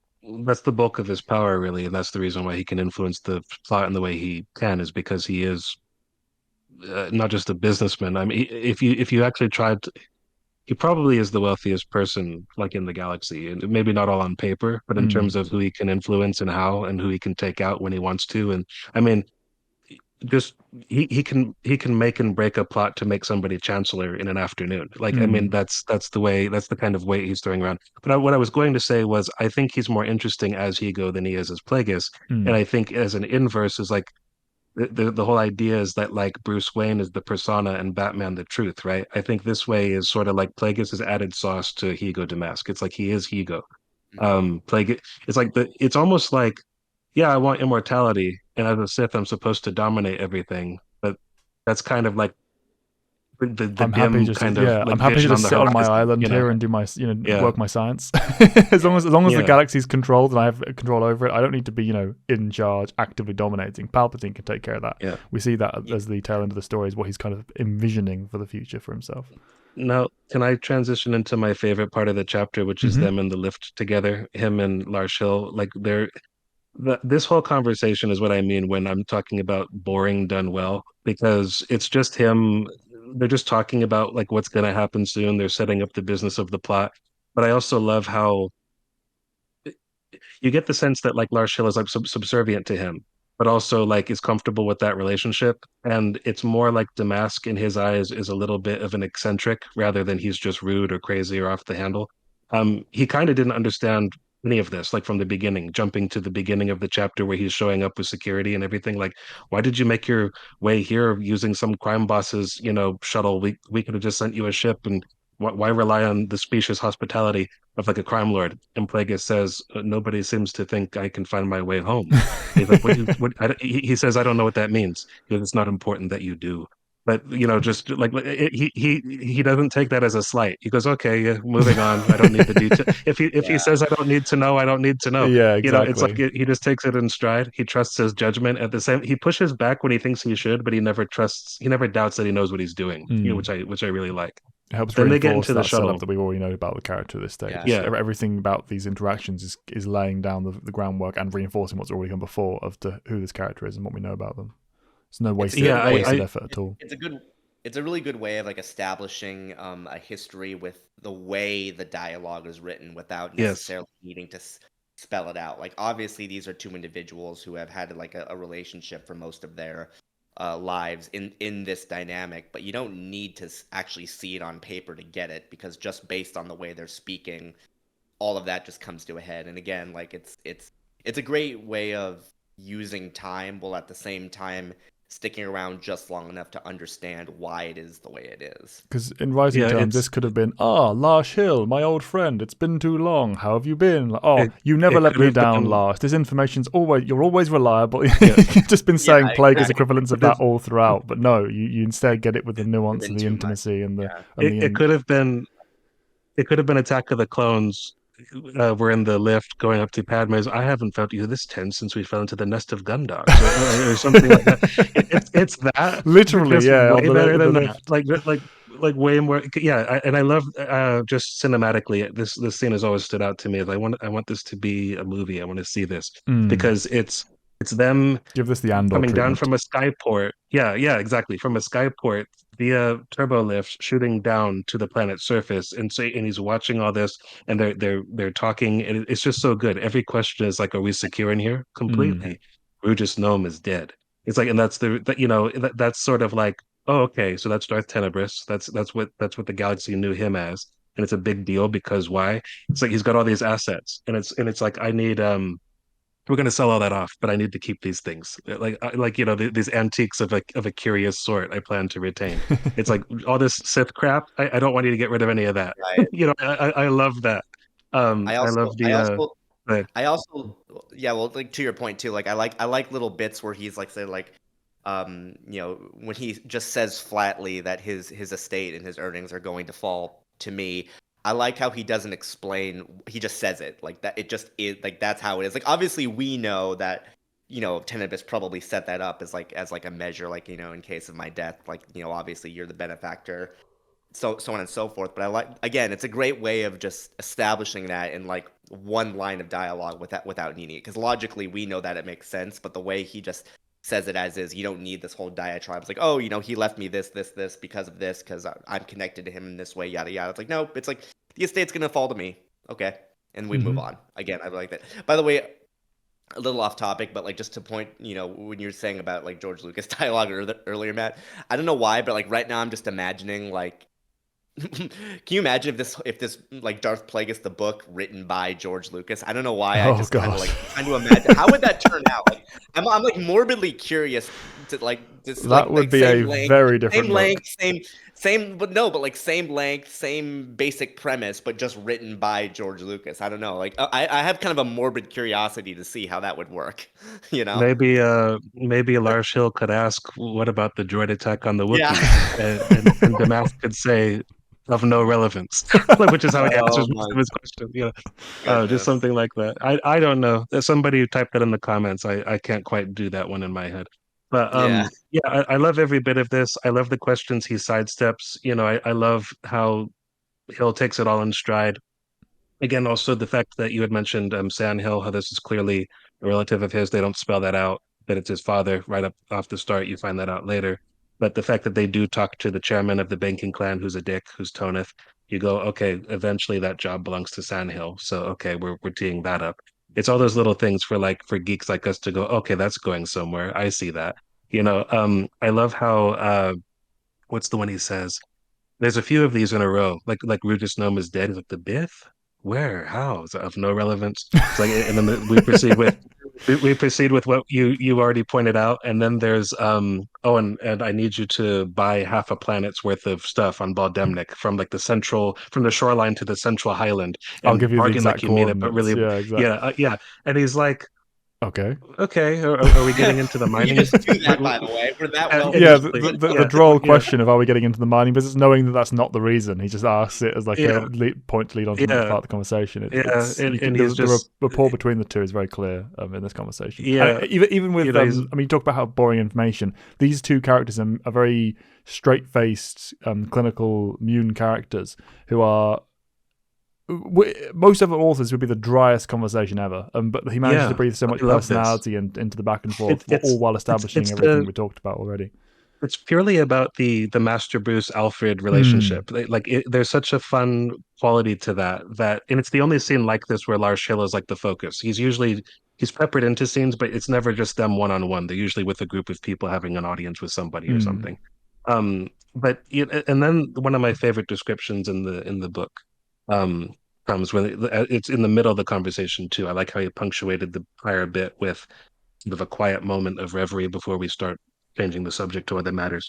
It says, descending rapidly, the skyhook turbolift pierced layers of pure white clouds, revealing a curved panorama of aquamarine ocean, dull brown plains, and evergreen forest. And directly below, the view that was said to take one's breath away, the city of Harnaden, studded with neoclassical structures as towering as the volcanic spires that ringed it, and home to 50 million munes, living in an urban scape that was an orderly masterpiece of art and design. I mean, I love all of that, But my favorite bit of it is, and directly below, the view that was said to take one's breath away, Mm. because it doesn't take his away.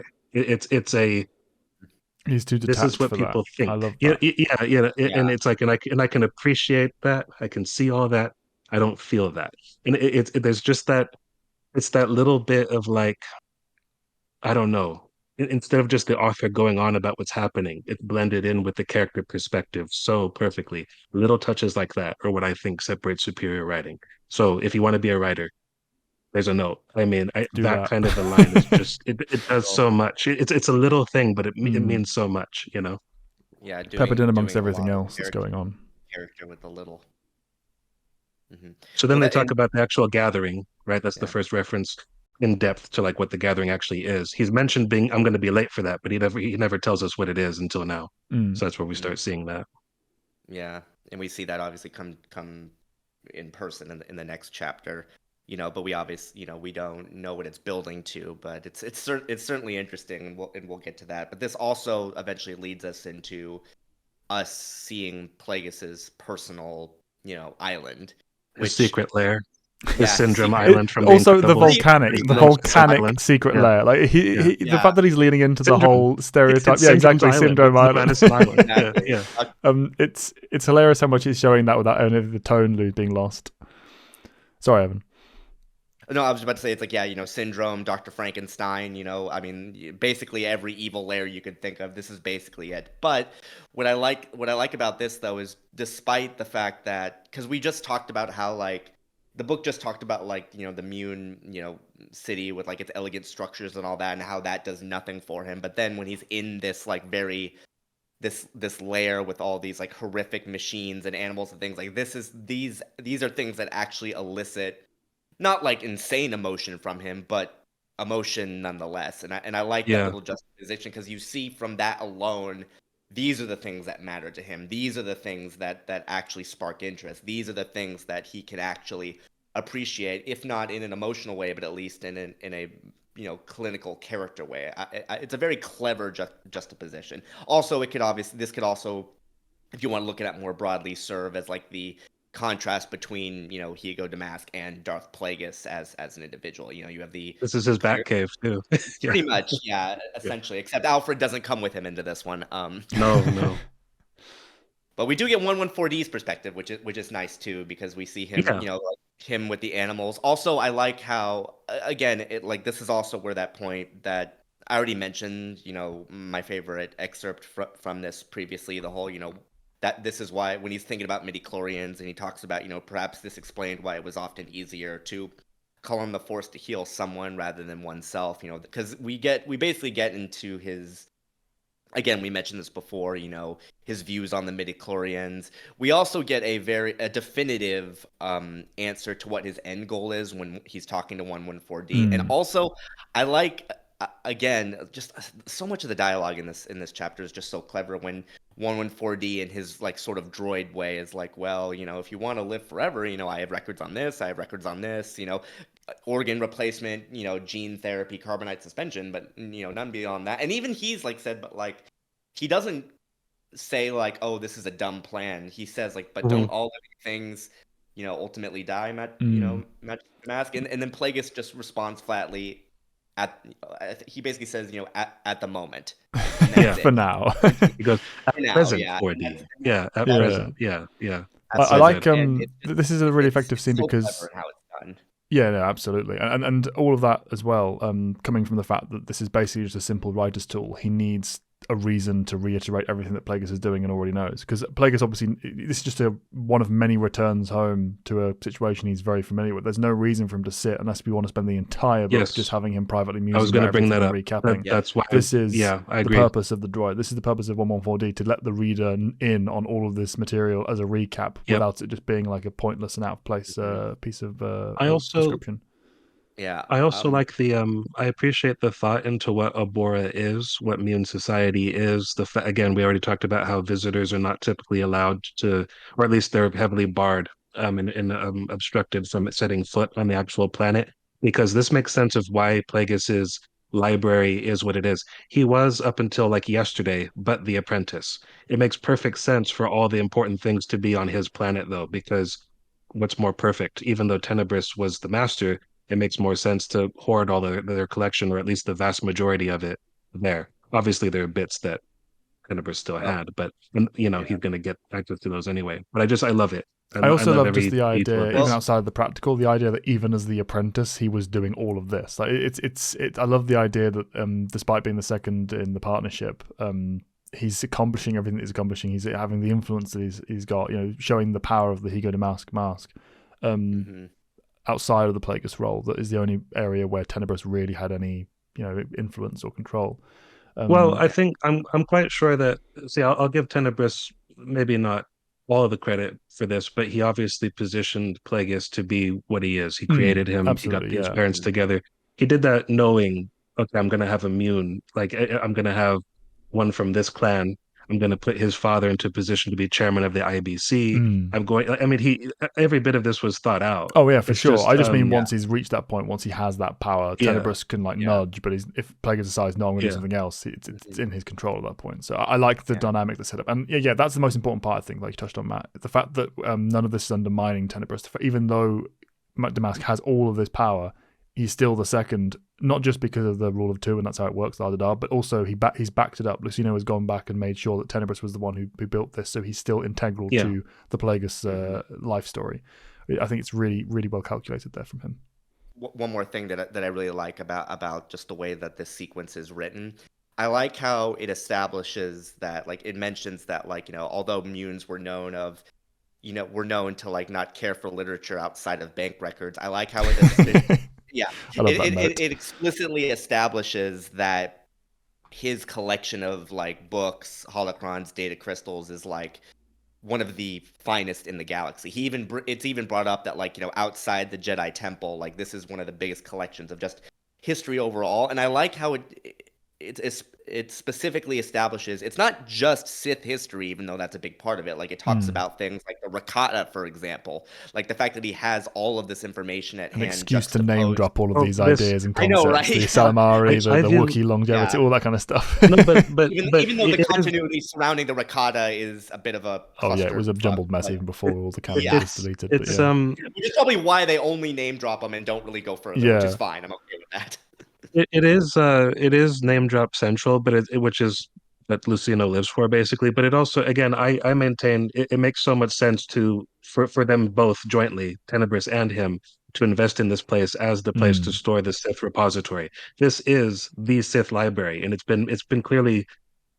I won't say entirely just it's only because of Tenebris. I'm sure Plagueis did a lot to make it what it is, but it was obviously sanctioned by the Master. This is basically the bulk of whatever survived Gravid's reign because he defected from the Sith and tried to destroy everything and was interrupted in the process of doing it, which was not a thing before this book, as far as I'm aware. And I'm convinced Plagueis, but he laid those seeds so well because he wanted to tell that story someday. Yeah, I was and about then to it just say never I would happened. really love to Oh, see yeah. that story. That's one of those few That would've little been connective incredible. tissue beats that get brought up that I would love to see explored specifically by Lucino.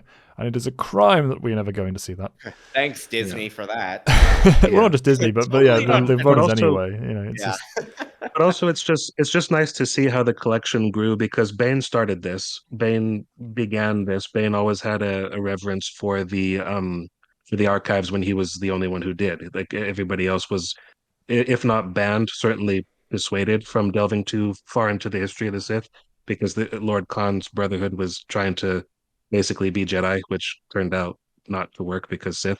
But so Bane we were told, amassed a great fortune and wealth of resources and articles and treaties and databases and everything.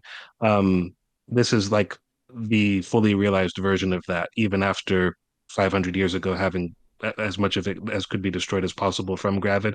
This is the surviving records, and it makes so much sense. And it is like everything, like the sorcerers of Tund, the Diabendu, the Rakata, the Vajun.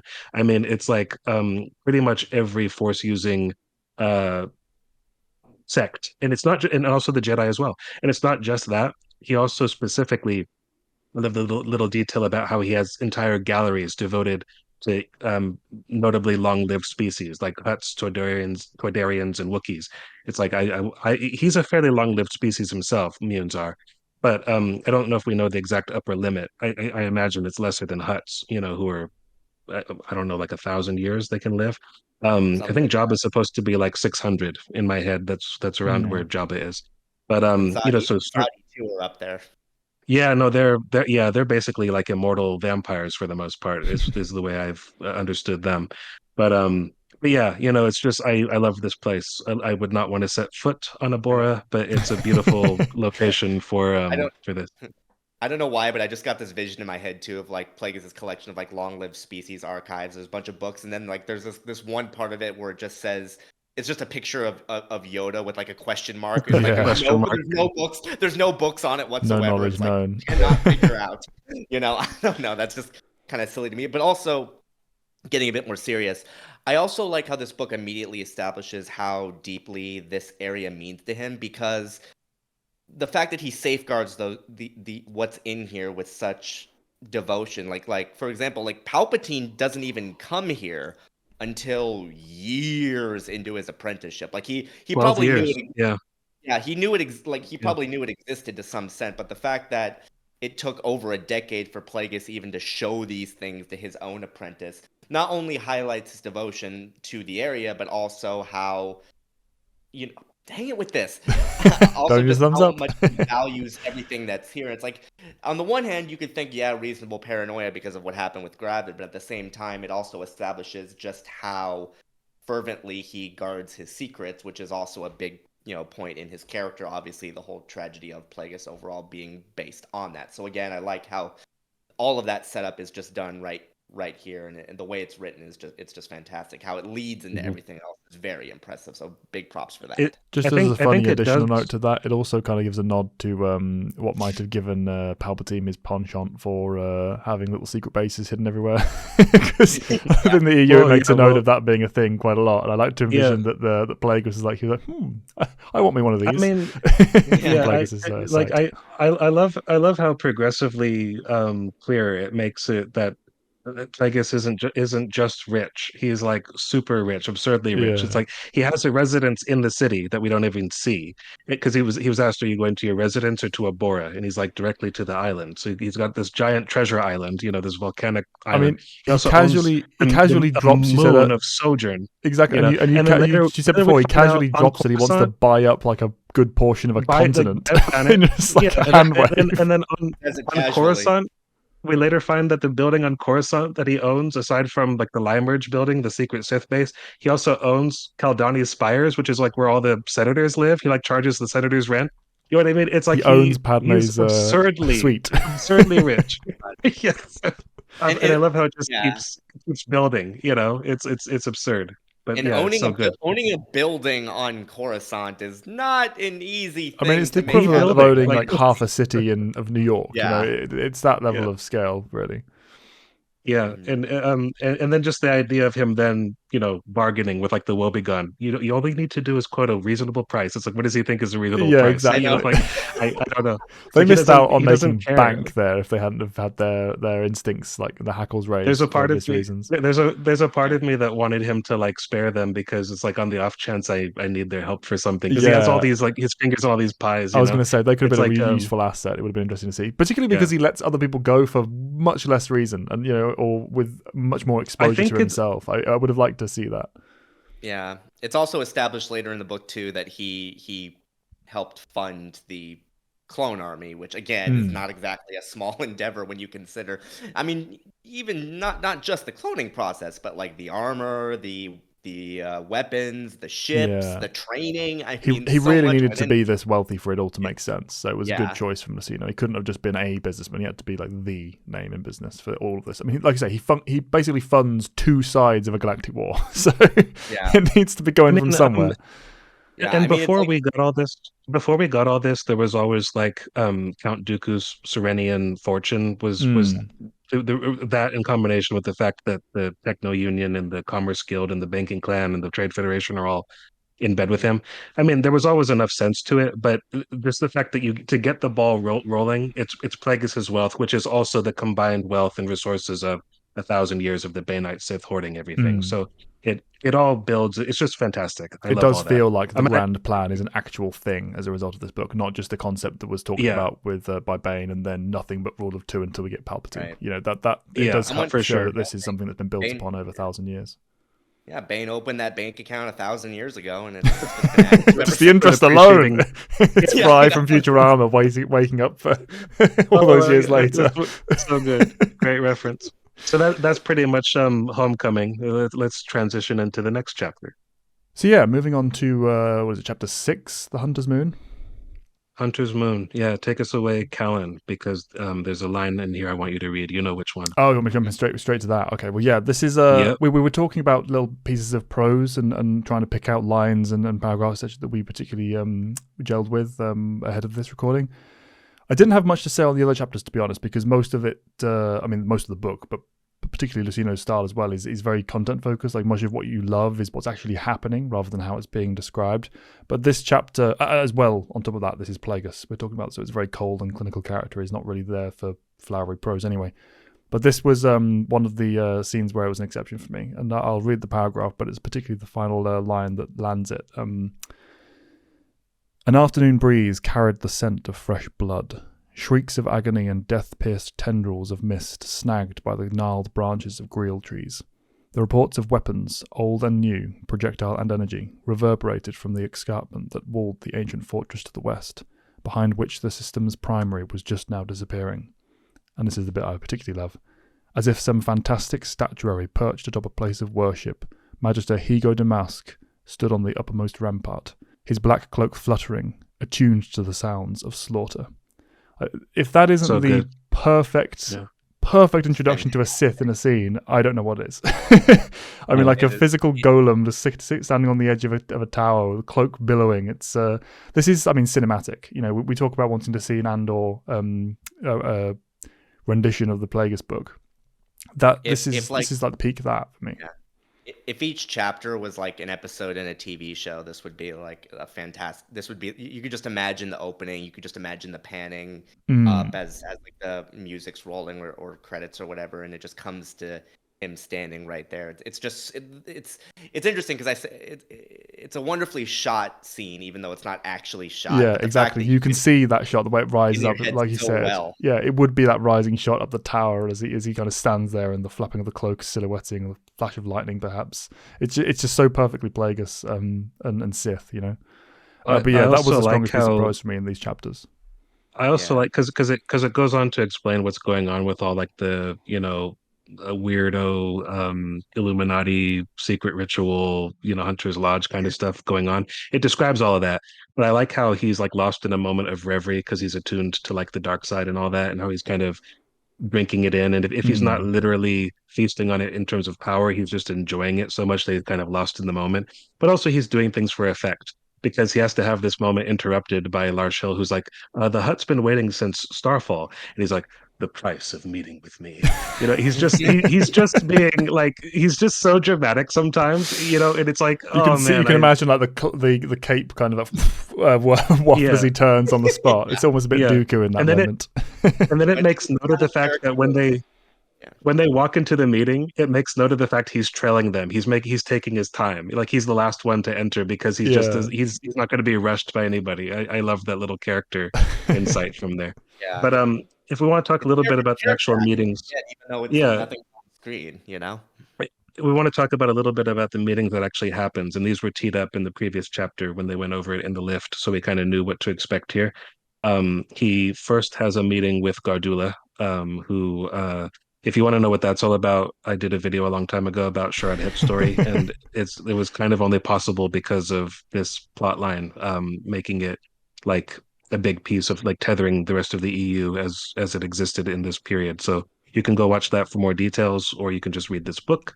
But it's just really fun. I don't really have too much to say about it other than that. This is probably one of the largest single examples of a reference in terms of like the connectivity to other stories, the scale of the impact, and the place in the setting, etc. This is one of those ones where it shouldn't necessarily need to be, but it's like a fun connection to multiple different stories that you would have heard from. Whereas the others tend to be the one or two. This was a lot. So Well, it's also worth noting too that this also sets up the fact that because we know that Gardula was actually the original Anakin. owner of Hmm. Shmi and Anakin, slaves, and her going to Tatooine and setting up her base there is why they, lived on Tatooine in the first place. Um, good setup there, and then we get also the setup of the Yinchori crisis, essentially. Yes. That was the More other big one, yeah. representation, which is the impetus for the comic book, which we reviewed quite some time ago as well, Jedi Council Acts of War.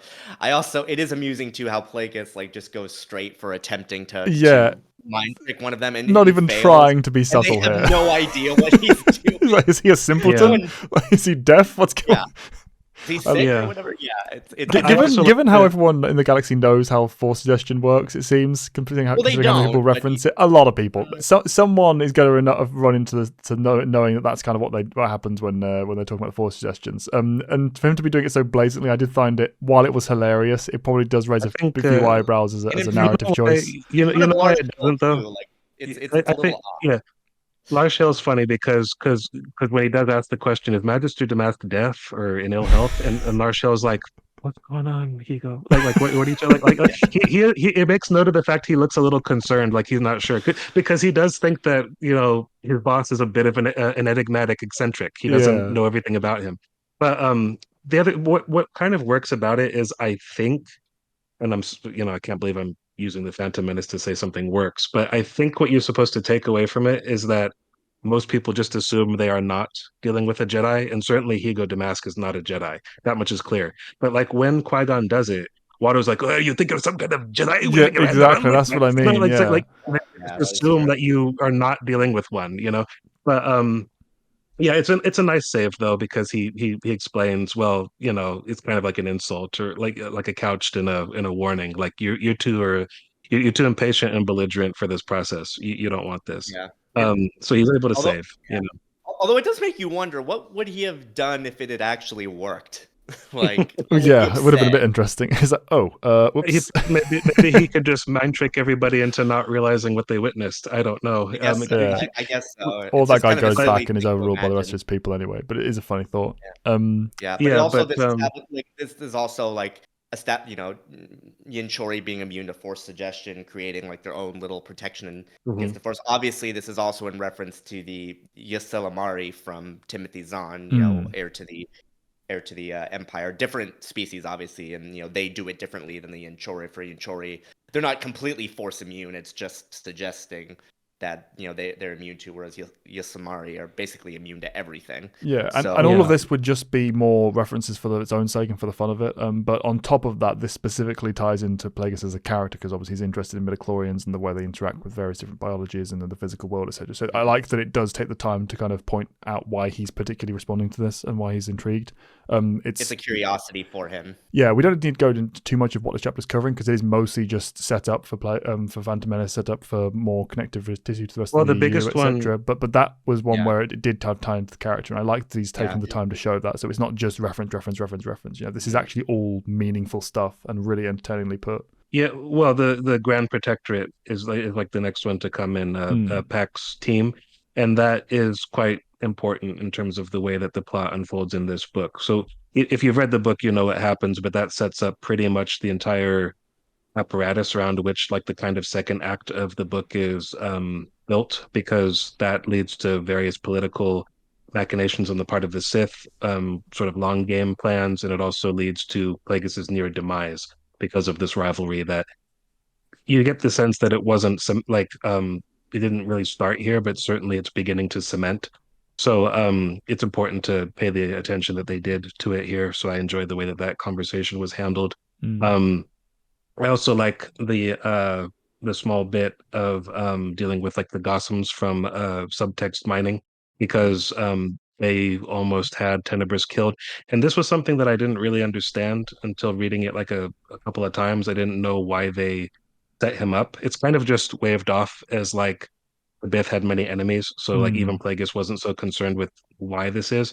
But I think it is connected ultimately to the murder that they were constantly referencing of Karad Santhi, like his first murder as a not in general, but as a Sith apprentice on the orders of Darth I Tenebris. like how it specifically makes that clear as well in the text, because like, it wasn't the first person I killed, Yeah. but first Yeah. officially as a Sith, because Yeah, we get why that is in the next chapter. And Yeah. Pax Team is kind of the one who reveals that to the reader later in a Palpatine perspective chapter. So it's like this is an old rivalry that goes back to the murder of someone else. So all those disparate elements kind of are carried a long way by this interaction. But yeah, you have kind of basically the gathering, evil networking. You have all these seeds being like, staked to sprout later on. And then you have I like how none of these really go the way he wants them to. So he's having trouble relaxing, and he doesn't like sleeping anyway. That's another part of his character that he needs to sleep, but he resents the fact that he needs to. I like the added spice of like his master didn't need to because Bith typically don't. So it's a thing that probably everyone would covet anyway, but it's even closer at hand because his master didn't need to. And I like how like later in the book we see that he trains himself to go without, and it has huge implications. So it's nice to give a reason for that to be in play here. That leads to one of my favorite scene transitions into the assassination attempt, because when he's talking about the gathering and how bits of secret Sith lore and everything have been um kind of involved in the proceedings. It's all his secret, and he refers to nudging bits and pieces there or manipulating that or getting this gain here. It's all bits of Sith business, and he calls them movements in the symphony of the grand plan. And then as he's having that moment, that's when the alarms start. So it's breaking the music. You know what I mean? It's klaxons start flaring, and Lucino describes it as fracturing the silence. It's a great way of it's the opposite of ham-fisted. It's elegant. It's such a good way of transitioning into the conflict with Venomous. We should probably touch on that Yeah. pretty Well, quickly. This was one which of actually those. leads into Sorry, Evan, you go. I just want to quickly, like, that actually directly leads into like a passage that I always found interesting. And it goes, lifting off in great numbers from their evening routes and screeching in displeasure, the morning's earliest risers warned the rest that a hunter was on the loose. Of the most dangerous sort, Damask might have added, a hunter of sentience. I like that line in particular because it's twofold. It's on the one hand, you see how Plagueis views himself as being above, other, predators, so to speak, Sith, evil and all that. And I also, a hunter of sentience is interesting because it sort of also connects to like the larger idea, a predator who has a very distinct goal in mind is in many ways more dangerous than someone or some creature going purely off instinct. Again, little things of that. It's very smart writing, and I really enjoy that.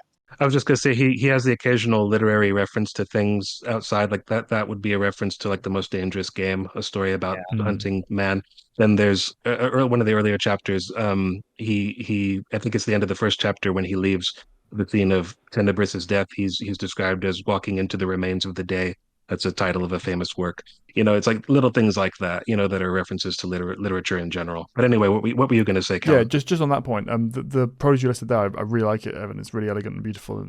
Up until the very last piece of the last line, when it says "Hunter of Sentience," that almost sounds a bit clunky. But the reason it doesn't bother me in the slightest, and the reason I like it is because it puts almost like a label or a category to the concept, which for someone like Plagueis, one, that fits his personality anyway, but also it establishes the normalcy of this for him. Like, oh, okay, he's someone who hunts sentience. Like that's a normal thing, in his life and in his experience. That kind of touches on a little bit of the alien tone and ideology that's present here, both for him as a Sith, but also as a high financier. He thinks in these terms in the way the average person just wouldn't. Like a hunter of sentience. Why would you even name it that way? It's. I like that here. It plays nicely into the lead into what we're about to see from Venomous. How he views. I want to take a moment because I forgot to say it. One of my criticisms of the chapter, and it's a little thing. It's not an objective thing. It's entirely subjective. But you know how when he was having his meetings with the various criminals or whoever, occasionally, like Gardula mentioned Tatooine, and then Larshel leans in to say an arid world in the Arcanus system. I like those little bits of Larshel doing his job of being Hand to the king. researched and knowledge. But there's one bit where when he's interrogating the Gossams, which obviously tees up Naboo, because that's how he learns of the planet. It says that he does one of those, but unnecessarily. I would take that out. Why is it unnecessary? Like, I mean, it's key information. And Plagueis then asks, this Naboo is ruled by a royal. Unless he's pretending to be ignorant, that means he doesn't know word one about Naboo. So, Yeah. like, why is it like just take that out and let Larshel be useful? And that's the one line that just really niggles at me. It reminded me when you said you weren't so sure about that line, but it ended up working for you. Mm. That's one bit I would take out. I don't like that line. I can Little agree with thing. that. Yeah. Yeah. When we're talking about these Yeah, level of details as well, you know we love the Yeah. book. when Yes, this is our exactly. criticism, it's like, well, this is working for us. Yeah. I know. The Yeah. fact that we have to look But this then far for any sort of criticism is just a real strength of the piece. Yeah. I love the thought process that goes into identifying what's going on with Venomous to bring it back to that, because Mm. he first is like, it's almost like the curiosity gets the better of him, because like, he darts out into to find out what's going on, even though his people are already investigating. And once he eventually comes to realize that it's a force wielder, but he can't sense the dark side, his first thought is a Jedi. It's like, and he's going, but it can't be a Jedi though. They're more competent than this. They wouldn't trip the Yes. alarm and then leave. I love that I thought. love it as It's well. he gives so much credence to, okay, this isn't like I'm a Sith and Jedi suck, gotta talk shit. This is Yeah. the Jedi are my sworn enemies and possibly my equals. It, Like it, it I love enables just the them way as he as wrote a that. threat. It Yeah. maintains the idea that the Yeah. grand plan is a tenuous, dangerous task that Yes. they are very much Yeah. worried about putting the effort into it. It's also funny because it's all in many ways it's not true. We know for a fact there are many Jedi who would make that mistake. But the fact that Sure. the Xeno puts the respect in there, and the fact that Plagueis does shows the caution, shows the care, even in a moment of rashness and perhaps even impetuousness here, as he's darting out to engage the problem head on. He is thinking of things in these kind of terms. I really appreciated that. The Yes. whole idea, though, with the execution of Venomous as a concept within the book, obviously it gives him access plot-wise to a dark side force user as a lab rat, as a subject of investigation. But aside from that, I felt that the inclusion of him as a concept was. To me, it could have been better integrated. I feel like we could have had simple things like, and this isn't necessarily what would have worked better, but off the top of my head, as an example, the crew of the Wag Begon could have been a trap laid by Venomous in setup to what happens with Tenebrous. So he could have been like that. Could have been initially an idea that was used to lift him to put in position. The droid 114D could have been a plant connected to Venomous to show that he's working in the background. He could have been one of the people who turned up and did an interview in the meeting gathering with Plagueis, managing to maintain his disguise, etc. Just all these little bits and pieces that could have been woven into the plot to set him up as a more continuous and subtle threat that not necessarily humbled Plagueis, but gave him that, need to be awake to the dangers of the world, need to not rest on my laurels, that kind of stuff. Something to kind of tie it to the majority of the story up to this point, because for me, you could take Venomous out and basically nothing in the plot changes in the grand scheme. I don't mind that. I'm not going to say that I disagree with your thought process. I think it's valid, but for me, I kind of like how incidental it feels. I like that it does come out of nowhere. We've talked before about how we love the follow up of hunting down all the other prospective apprentices. That's one of my favorite chapters, and I wouldn't want to lose that. I think for me, I could have done with a bit more of Venomous as an actual character, like maybe some conversations with him while he's prisoner, especially because eventually he does kind of become, you get the sense that he's kind of catatonic and brain dead because of the flower that he makes him consume, that toxin, for like quite some time. But eventually, and not just because he's a test subject, he is like cognizant or like actually like alive. It's just he's never treated like an actual character ever again. And eventually they do allow him to die. So I could have done with a bit more presence from him afterwards, would be my note, but I'm okay with him being introduced in the way that he is personally. I rather like how I like how much of a shock he is, and Yeah, also I like that as well. I But I love the think you could decision. preserve that with everything being connected to him coming back in retrospect. Yeah, the It's shock. it's also because the Wobegon selection. I like Plagueis's thought process of that. Like that would be too. Yeah, no, I If don't I mean would do it, it specifically wouldn't that be having to that. be the example, but I just mean what is chosen for what comes up, etc. As to being the connectivity to where he's appeared. I just like seeing it more through line connected to the rest of what we've seen thus far. Yeah, however it manifests. That was just an example off the top of my head. Right. The best part of it, the best part of the whole thing, kind of sidestepping that issue is the fact that he's another Biff, because it makes you Mm. think it's Tenebrae still. Like that's the most fun of it, you know. So that particular touch was really nice. I did I like also also that it love was his research that connected Plagueis to the Right. prospective candidates as well. That was the kind of yes, post-connective tissue, which I liked. He laid the down the I tracks for him to follow plot-wise. I like Venomous. He was already working on being the master. He's really cool. Like Mm. for somebody with as scant page space as he has, you know a lot about this character. Right. But I really love the description of when he Sure. reveals himself of a crimson blade and a crimson wood. Mm. Crimson wood is a name I've stolen for something, but it's well, more on that someday. But I really just love that a crimson blade and a crimson wood, and how this fight is taking place at, like, the beginning of sunrise. So it begins in darkness, and at the end of it, the sun is out. But Evan, what were you gonna say? Oh, I was just gonna say, like to your point, I like, you mentioned before about like Plagueis, throwing some praise towards the Jedi and their capacity Hmm. for not making certain mistakes. I do also like that, although he finds the existence of Venemus to be demeaning because his master trained another apprentice. I also like how he just states in the next chapter very very flatly, like, oh yeah, if he had killed me, Yeah, he deserved the mantle, like he earned it, them's the and rules. Yeah, he doesn't even yeah. he doesn't even hesitate on that, and he even says like, oh, he would have done well in Bane's era. Yeah, even despite Yes. what we said before, his disagreement with the rule of two as a concept at large, he still respects that aspect of, well, if he'd beaten me, then clearly I'm not worthy of the mantle. So there's still that thread of agreement, even if he's overall not in complete concert with the idea. And on your note about the demeaning aspect, I love that this comes back again with the following chapter, with the idea that he's like, didn't Tenebris know that I am the culmination of all Sith, art? Yeah. What, doesn't he know that I'm the future? I'm the destiny of the Sith. That the sheer ego involved with him being slighted by the fact that Venomous is actually around to be a potential candidate, I found very enjoyable as a little flash of emotion that we don't get to see in Plagueis very often. Yeah, It's a nice Plagueis. way of like juxtaposing the aspect of the Sith Order hierarchy to his own personal relationship with his master, because Mm. he's willing to admit that if he had won, then by Sith doctrine he would have been victorious, but that doesn't make that doesn't make the blow for him on a Hurt any personal less. level come yeah, exactly. So it's I nice. that's one of my favorite portion or passages about something Tenebris said to him, where he's like, events give rise to beings whose stepping into the current of history alters the tide of, things. And he goes, "You are such a one, like a boulder in a river, Mm. right? Like forever diverting its course." And it's like, was Plagueis now to suppose that he considered Venomous such a one? If so, it demeaned him. Like that's the line. It's like, Yeah, if if so, so, it it demeaned demeaned him. him. Beautiful. And it is, Him and too.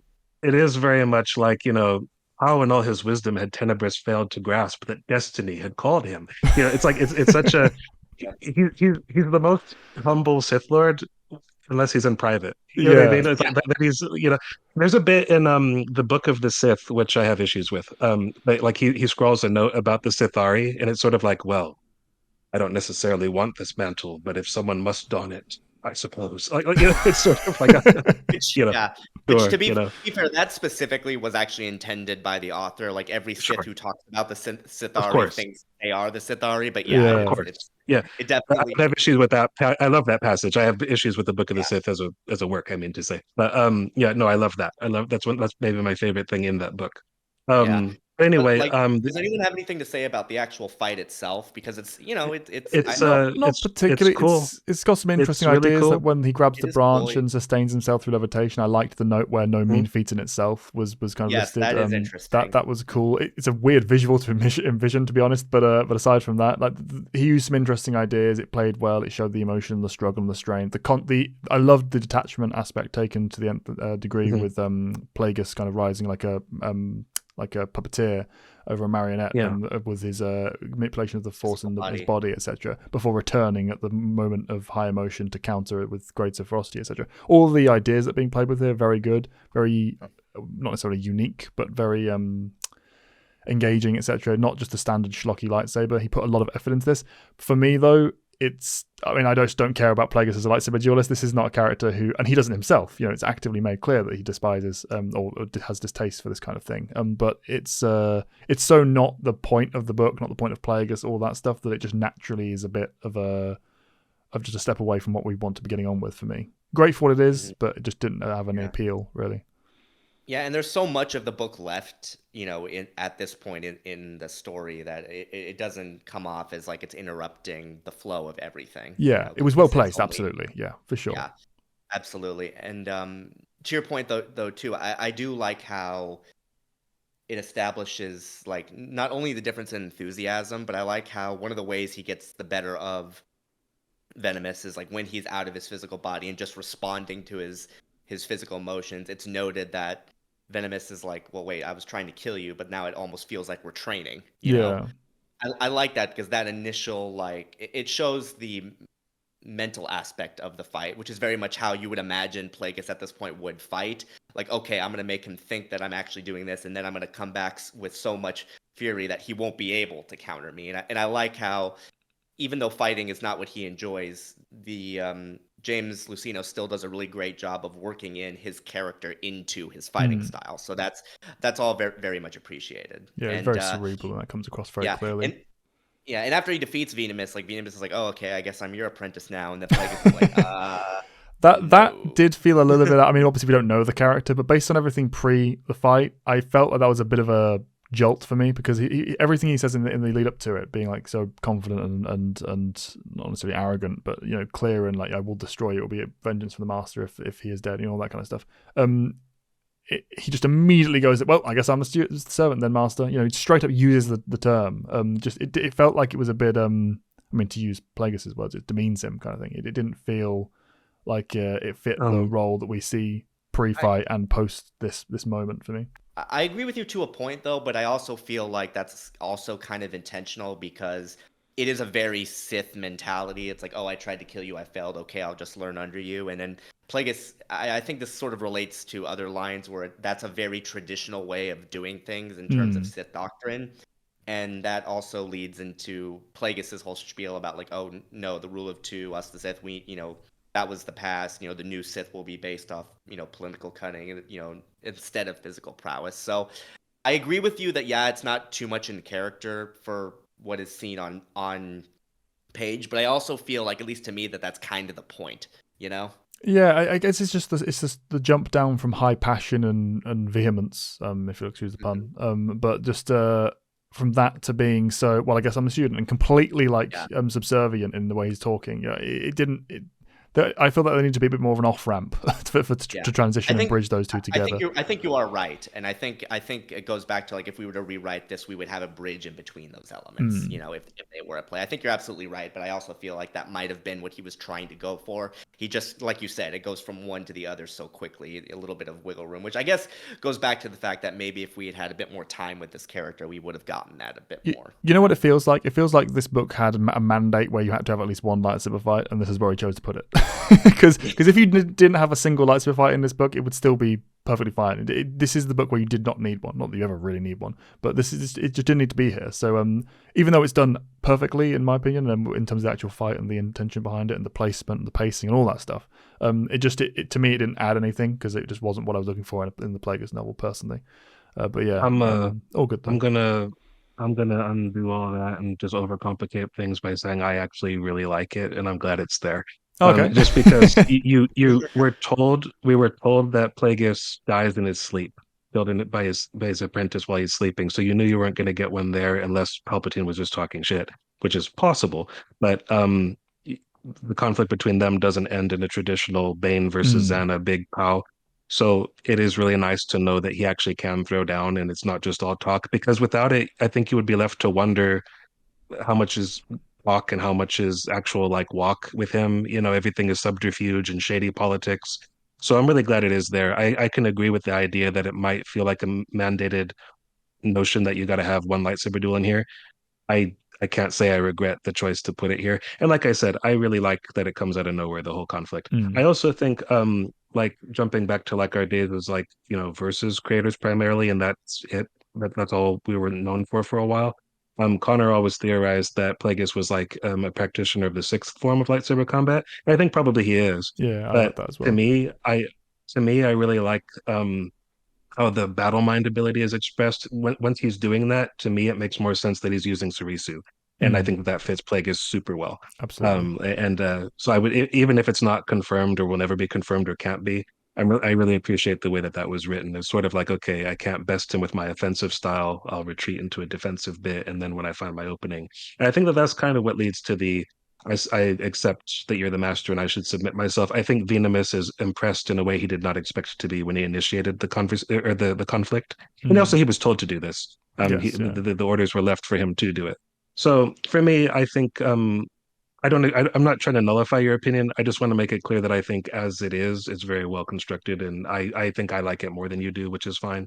But Again, I like it a you know, lot. It's just that to me, it just didn't feel like it was necessary, so it didn't resonate as much as it would if it had been placed in a different story. It was perfectly executed as is. It is here though. Also, a fun note, just because we talk about the versus side of things as well. I remember way back in the day when we did the questionnaire stuff. Sarisu and Nyman combined was what I would lean to personally myself. So it's funny seeing this kind of put into Plagueis form, because I agree with you. It's definitely those two paired together with the battle mind method. This is how you'd fight if you were a Sith counter. if I was a Force user, definitely not a Sith though. But yeah, it was a really cool fight. I personally, to me, like the thing, what I think doesn't fit is the fact that they just happened to have concluded the fight next to that plant that's super toxic. Oh yeah, that as well. That's the one bit. Like that's the one bit where I'm like, I'll give it to you because you're awesome and that's cool imagery and everything, but how likely is that really? Yeah, it's like he looked around like, well, how can I? This flower. he didn't even have to take a step. I know. But it's just the visual of him just doing it ahead of time before he actually called upon the idea. It's hilarious. Makes me wonder what would happen if it was like something else. What I do like about it though is that Venomous says, "I know this plant, and it'll poison me." I like because we find out that he's been masquerading as a physician, and his credentials are phony. They might still actually have the training and just altered the or like forged his papers saying I'm a physician, but he has the know-how. So I like that's a little nerd detail that I just enjoy. Well, also it shows that he's clever. All the little details during and after this show that he's not just a blind powerhouse that we see in the fight. He's clever, he's dedicated, he's got the careful planning. Like you said before, the best part about it, the little sprinkle on top, he's laying the groundwork, preparing to be a master himself. I like. What else? It's further evidence the fact that again, if he had won, he probably would have been a fine Sith Lord in his own. He would have been, sure. But I also like the little detail that when Plagueis calls his lightsaber to hand, it's his left hand. It's just a nice little detail. He's left-handed. Yeah, that fits. I mean, just those little touches. But anyway, we could probably transition into the final chapter that we want to discuss today, which is There 7. Where They Used to Stand. Yeah, which we kind of touched upon a bit previously. We open up with Venomous in a back to tank, and him sort of talking about not only his views on Venomous, which we've already mentioned, but also how he can also, despite all the negativity surrounding this, he can really view this as a sort of gift, which it ends up being, because you could say that Venomous was arguably one of the biggest breakthroughs for his personal research that he's arguably ever had, which ultimately leads into his success with midichlorians. In fact, the whole killing someone and resurrecting him, well, that's who he quite literally does it on Venomous towards the end of the book. So, the fact that that's all set up is, again, it just, set up and pay off really nicely, And the fact that it's the final gift from the master as well, like that aspect of, obviously it wasn't intended that way, but just the kind of rule of two lineage still unintentionally feeding on itself. It's helping to enhance the next generation and get them closer and closer to the master they need. I like that. It's a cool little thematic concept. It's a nice way of establishing how, for all of his personal successes, so much of what Plagueis accomplished really was built on the backs of his forebears, which is really nice. And again, very much fell in line with what Darth Bane always intended, even if how it ultimately ended up being, and how Plagueis viewed the line overall is very mixed, to say the least. But again, the fact that that's still there is nice. I mean, we even get, I think this is the chapter where we even learn about Tenebrus's master opening the initial rend in the Force. What this really is like it's an explanation. Obviously, this is the main set piece. It's Plagueis' origin story from like his birth to what we now know. But we also do get what you just said, which is the influence of the masters immediately prior to his. But it's also an explanation of kind of how the Sith have changed, specifically over the last 500 years or so. This is all touched on when you're talking about you may be Tenebris's most important gift to me, like when he's just kind of talking to the Bith and he's thinking about like the fact he's left a wound, which is a fresh reminder of his own mortality, as the book puts it. So he has an excuse to get lost in these recollections and musings. And I like the fact that what leads into the story of the origin is Venomous is what the Sith have traditionally been for the last 500 years. They've gone out of their way not to choose children. They're looking for people who have already been hardened and scarred by life, people who are already open to the call of darkness and to feel the force in that way specifically. It's sort of like an antithetical view of what the Jedi do.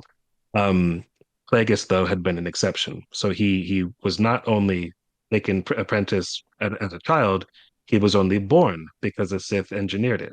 You know, he is a science experiment basically, which is a great notion. And there's one of And my almost favorite irony as well, given the fact that he's making a science experiment of irony, yes. everything else. Yeah.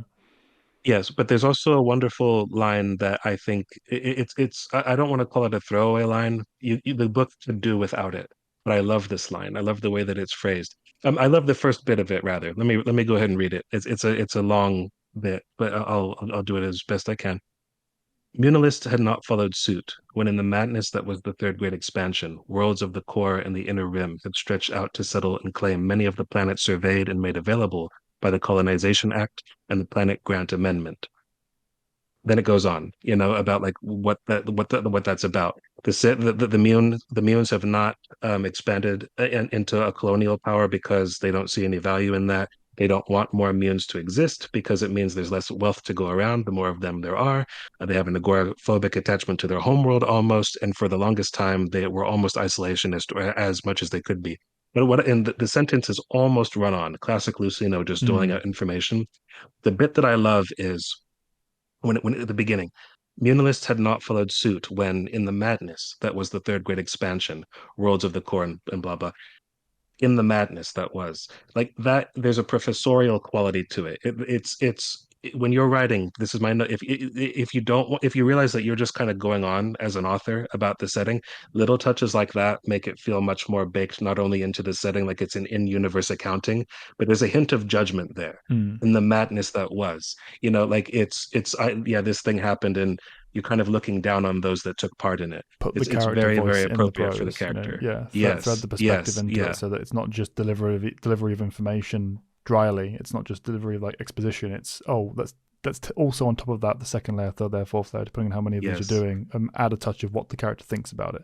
Explain to the reader who they are, why they are. You can do so much of this yes. in even a very Yeah. dry, basic expositionary paragraph, There's which this isn't anyway. It's not too dry anyway. But if it was, yeah. this adds Right. to No, it. yeah.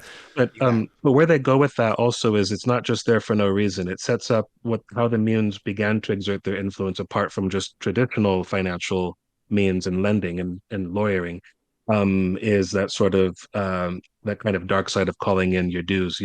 They would fund doomed projects knowing that purported treasures and mining expeditions would turn up empty, like with an empty sack, basically.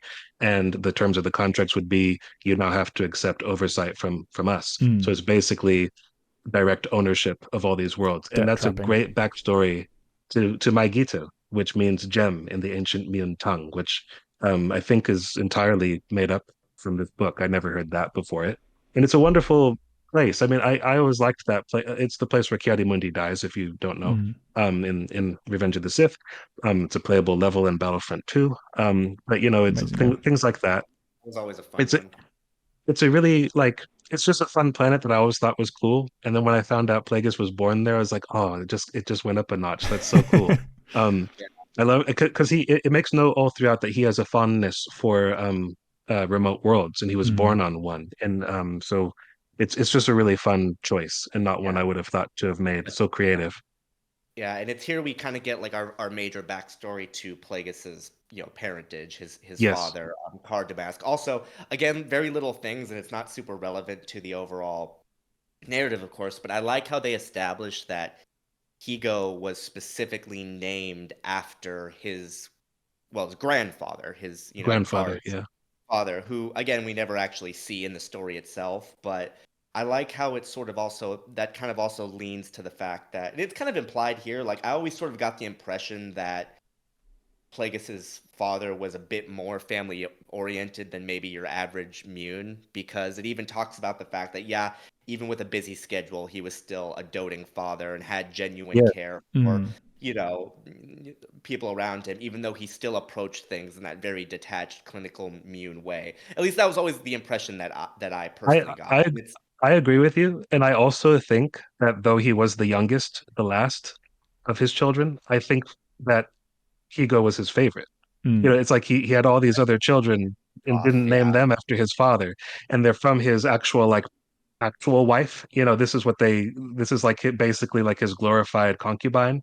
You know, is the secondary partner. But he saved Higo for one that he thought deserved it. And also he knew how to use the force. He was a secret force user.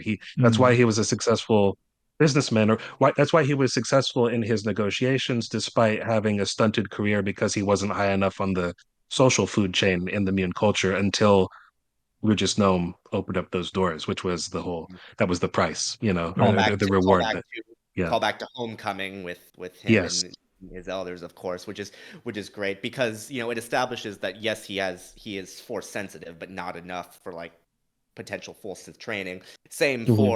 for his wife, whom Tenebris Yeah. conscripted. Even says like not as an apprentice, but somebody he could use and essentially A quite literally, disciple. Yes. Mm. yeah, quite literally engineer because it's like to have someone who was strong in the Force, and it I establishes too that like his powers matured, very early on. And I like how it also like it notes that like, as he got even when he was like really young, he could feel that he was different and he was able to Yes. recognize the Yes. difference Mm. in others. But even then it also establishes his being born to the dark side and his sort of manipulative tendencies. Like it even says like it goes back to like a passage that I just have marked here, as his Hmm. ability increased, other children became playthings rather than playmates, but with no loss of enjoyment on Mm. Higo's part. So the Yes. fact that he takes just as much joy out of playing puppet master with his playmates, just it's a fantastic way of just characterizing someone in just a few words again, like Yeah. we were And going before. it's playing with a lot of tropes that are tied to kind of sociopathic characters as well, like talking about the coldness and the kind of disassociation of his youth. But on top of that, we're seeing the intent behind all this. This isn't just in most of these cases, you'll find the characters will have parents that are confused and distance themselves as a result of kind of detecting this. Or they'll be actively repelled by it, and it'll lead to emotional trauma, etc. Here we get to see the counter opposite of it being his mother actively taking interest in everything, and then once through that up to a point when he starts doing this and exploring all these abilities and stuff, it then kind of ramps up, and you see this is the why behind her tracking everything. She's not just obtusely like helicopter mumming. She's actually treating him as an experiment and tracking his progress so she can report Quite back literally. to her master, and check in and say, look, we're ready. He's almost done cooking, this is Yes. it makes It's also kind of sad in a way because it also kind of Sad. Yeah. shows that like yeah, he never had a chance, did Oh he? yeah, absolutely. No. Like He was it's made to be who he is, and but also he thrives yeah, with it. Biologically speaking, yeah. he's enjoying this. He's at no point is he youthful innocence. He's as a child just for no other reason than he was barged out the way. He's like, kill yourself, just jump out that window. Well, I mean, I love how I I don't like mean how to say that derogatory. It's executed brilliantly in the story, and like the way he does it. yeah, It's no, very I mean, I it like fits the the vibe, way but it's literally what's happening. I like the way I just like the way that it is effectively what you're saying. I wasn't going Mm, to deny that, but I like the way it's built up to with smaller versions of it. I mm, like the way it's described as to avert suspicion. He allows himself to look stupid just mm, so that people don't assume too much of him. It says when people didn't like him, he'll go out of his way to be helpful to make them like him. And when they liked him too much, which is an interesting, you like me too much. Like he yeah. doesn't explain, he doesn't deign to explain what that means. It's just his whim. Like, you like me too much, I'm going to go out of my way to be difficult for you. That Mm. is just nothing but a head game, as a means of Playing with those testing the limits of boundaries. Yeah, the exactly. relationship. Yeah, exactly. And you Which it can still specifically kind of see states. I that love that. Yeah, you can still see that with people like Lars Hill, who he likes, but he still Mm. doesn't answer his questions, or he gives him a hard time, or he goes out of his way to be enigmatic, or they're waiting for you. The price of meeting with me. Like, I mean, it's the way he is. It's really fun. He's It also, definitely sociopathic, yeah. but it's also like he's, for want of a better term, human. Mm. He's immune, but you know what I mean. His feelings exist. He's hurt when he realizes he thinks. I think that his mother is cheating on his wife with the Sith. Like Mm. he says that there's something between them. Like that's the suspicion because he's still a child. You know, he knows there's something going on, but he doesn't assume she's a Sith apprentice. There's also another bit I love is that he can't say why, but he knows he doesn't like the Jedi. He knows he can't Mm. be one. The energy, they have the power that he has. There's something about them that's not for him. And I love the excuse for them to be there because they occasionally come for lightsaber crystals to Yes, yeah, Magneto, Yeah. it's which is great. so artfully done. All of this Yes. is perfect from Lucino, and Yeah. also his mother disappears, and we don't get to see Yes. a result from that. Yeah. Very That's a good haunting grandmother. thing. Yeah, Yeah. never to be seen again by either husband or son is how it's, and you know Mm. what that means. You know, Yeah, Tenebris was like, you know too much about Yeah. my big But, secret. I also well, love it's how much investment went into the creation of Higo, and after a while, Tenebris was like, no, not good enough. I need a different apprentice. yeah, You know what I mean? exactly. Like that is committed to the cause. yeah. Well, there's Yeah. another thing though too is like there's very easily this could have been a little bit cliche because it just established that she vanished, neither to be seen again. They could have easily have written it as like, oh, his first test as the apprentice was to kill his own mother. Like I feel like other writers might have done Yeah, something like that. But Yeah, you're the right. fact that I'm glad exactly. it wasn't that. Yeah. Yeah, I'm glad you're it right. wasn't, and I'm glad that it is just like you could infer that Tenebris, was obviously the one to make her vanish, but it's like you don't know anything beyond that. And I like the deliberate Yes, vagueness, and I also agreed. like how it also established that his father just quite literally went about the rest of his business now that Yeah. he got the promotion that he wanted. Well, Quite getting on with literally. life. You can't be with Pretty me Yeah. much. anymore. Bye. He Yeah. became the directory of the director of the Treasury branch, and we know that eventually we're told that he retired from chairmanship of the IBC. So he got what he wanted in the end. Hmm. Um, Yeah. I mean, by but Butte standards, he actually had a pretty great life. yeah, but I do like that it is written in such a way that you can tell he wasn't in on the whole thing from the get-go. He eventually was told, obviously, what this is, and that's the price for your ascendancy from here on. But we're told that like his feelings became rather more muted because he was steeling himself eventually after from the point of when he's a doting father to being a bit Hmm. more standoffish, and that's because he's preparing himself to give away his son, and I think probably his favorite son. So I like that he gave them all feelings, as cold and messed up as the whole thing is.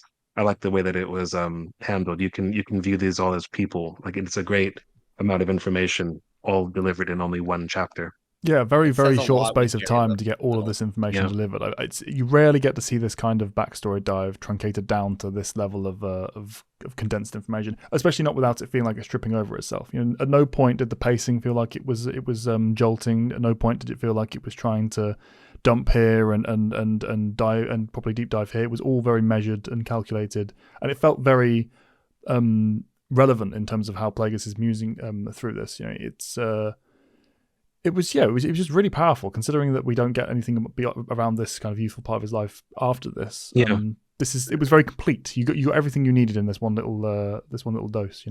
All fits together really nicely. But I was gonna just piggyback off something you said earlier, Matt, about Tenebris, putting all this investment into Plagueis's creation, but only to Mhm. eventually, push him to the side in favor of Venomous.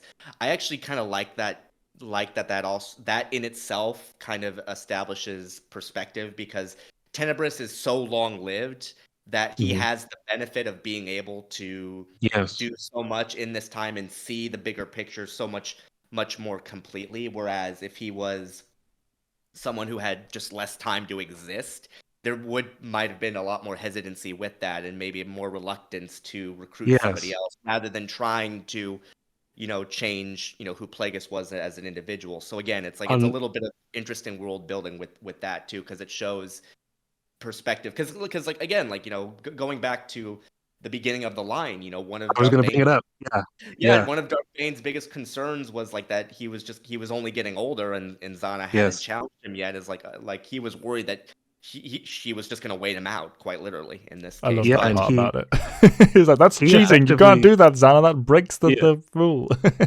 yeah, and he effectively chose Cognis to be the next apprentice. You know, so it's the same kind of and we're told, at least Plagueis in Plagueis's eyes, Tenebris was a Bane adoring Sith. So it kind of fits that he would go, well, Bane did this, I can do this. You know, kind of, and he's like an upgraded Bane. Yeah, it's like Hmm. he's got more resources, he lives longer. This apprentice I created is great and everything, but he's just maybe hasn't got it and he's taking too long. Maybe another Bith. I'll go back to basics with it. You know? And well, you mentioned yeah. the long lived thing. I like how they said it's a full century prior that his master, who was, we're told was a Twi'lek, is the one that kind of reveals that the dark side is still like a He never thing. get a name for, which I always found strange. I'm Yeah, sorry. if you go by like he rattles off a list of names, and I think that the last one he mentions before talking about Tenebris is Ramage, but he never confirms whether that's the one who Hmm. trained Tenebris. So I don't know. I won't pretend to know what his name is. All we're told is It's that he's a Twi'lek. it's tricky So because Yeah, you know if they're all human, you could gauge roughly the amount of apprentices over the 1,000 years. But because obviously these are different species, and you have no idea what most of them mm, are, you could have right, 400 of that 1,000 years go past with just one master. You know, not to mention the right. force yeah, longevity anyway. but it is nice because we're told that they had a scheme that was ill-fated and Plagueis thought stupid in the end. There's probably more just because he had greater insight than they did, or built upon the knowledge they laid as a foundation. But their scheme was to cut the Jedi off from the Force using a biological weapon. And he was like, and I think Palpatine said, "Wouldn't that affect us too?" And Plagueis was like, Probably, yeah, also, but also there was this thing that it was never going to work." But I mean, like it's still nice to view a Twi'lek mad scientist. It's continuing that tradition of mad scientists that they are by this point, with like giant fortunes and political and financial influence. I just love all those little snapshots. I love the image of Plagueis. His excuse for being with Regis Gnome was that he's his accountant. So everywhere they went, you could just view 1,000 little stories like that. Yeah, You know, where just mundane business, but Jedi it's really Apprentice the Sith books, but with doing a stuff. Sith line would be Yeah. a bit Yes, interesting if we'd ever had the time for that before Higo the deletion. just following Rugis into like various gnomes with like a little data pad, like taking numbers in or doing lists and all that as he's talking. The amount of You it know, that you would just yeah, be grand business as well, like just because the sure. average Sith Yeah. work is just kind of off in the side, into it's the shadows. But most of what they're doing throughout their lives is just building an empire. You know, the yeah. I backbone of like It, it. can I read the bit of Tenebris, one of his notes, just real quick? Yeah, of course. I like it. I like it, even though it foists in like a ham-fisted reference to the film title of Phantom Menace. I like what he says. yeah. The spirit of what he says. We Sith are an unseen opposition, a phantom menace. Hmm. Where the Sith once wore armor, we now wear cloaks, but the Force works through us all the more powerfully in our invisibility. For the present, the more covert we remain, the more influence we can have. Our revenge will be achieved not through subjugation, but by contagion. I like that as a mission statement, and that's what Hmm. they have that's what's at the core of their operating style, whether they're mad scientists, engineers, or financial wizards. You know, that's what they're doing at this point. And Palpatine carries that forward with the political acumen. So I love that so much. Yeah, it's brilliant. It sets it up very nicely, and also it's the best explanation for the title of the Phantom Menace that we get in the lore. Yes, This is the for best sure. glossing of that we can see. But yeah, any more thoughts on this one?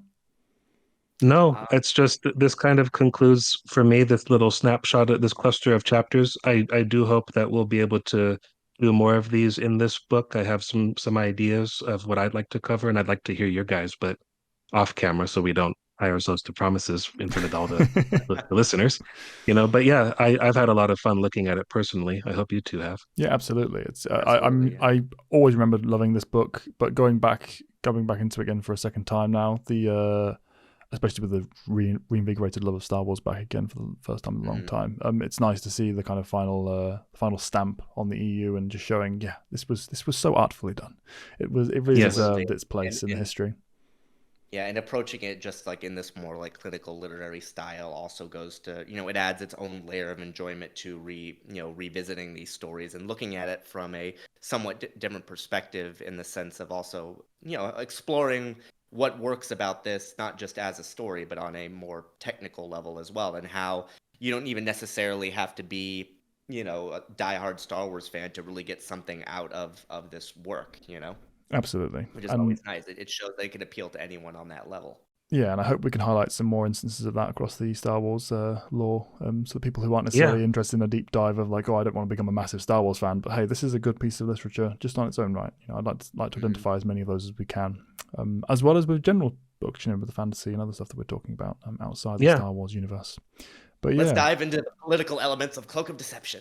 Oh God, what was the old joke? That was the book that sapped the moisture from our hands as we read it. I think it was Connor that said that. That was a Connor line. But I was just making sure that was the book that he was tying that to, right? I'll say this in the spirit of like literary critique or learning something. I'm actually down for that. Just I'd rather do something more fun before we get there. Yeah, for sure. We'll see. Put it further down the path. But yeah, this has been our analysis of the 5 chapters of Plaguis that we've discussed today. We hope you've all enjoyed, got something or anything out of it, and look forward to any more that we cover in the future, Star Wars and not. I am Callan, and I still don't have an outro. This is Matt. Thanks for watching, and may the Force be with you. Evanova 95. We hope you guys enjoyed. We'll see you guys later. Goodbye.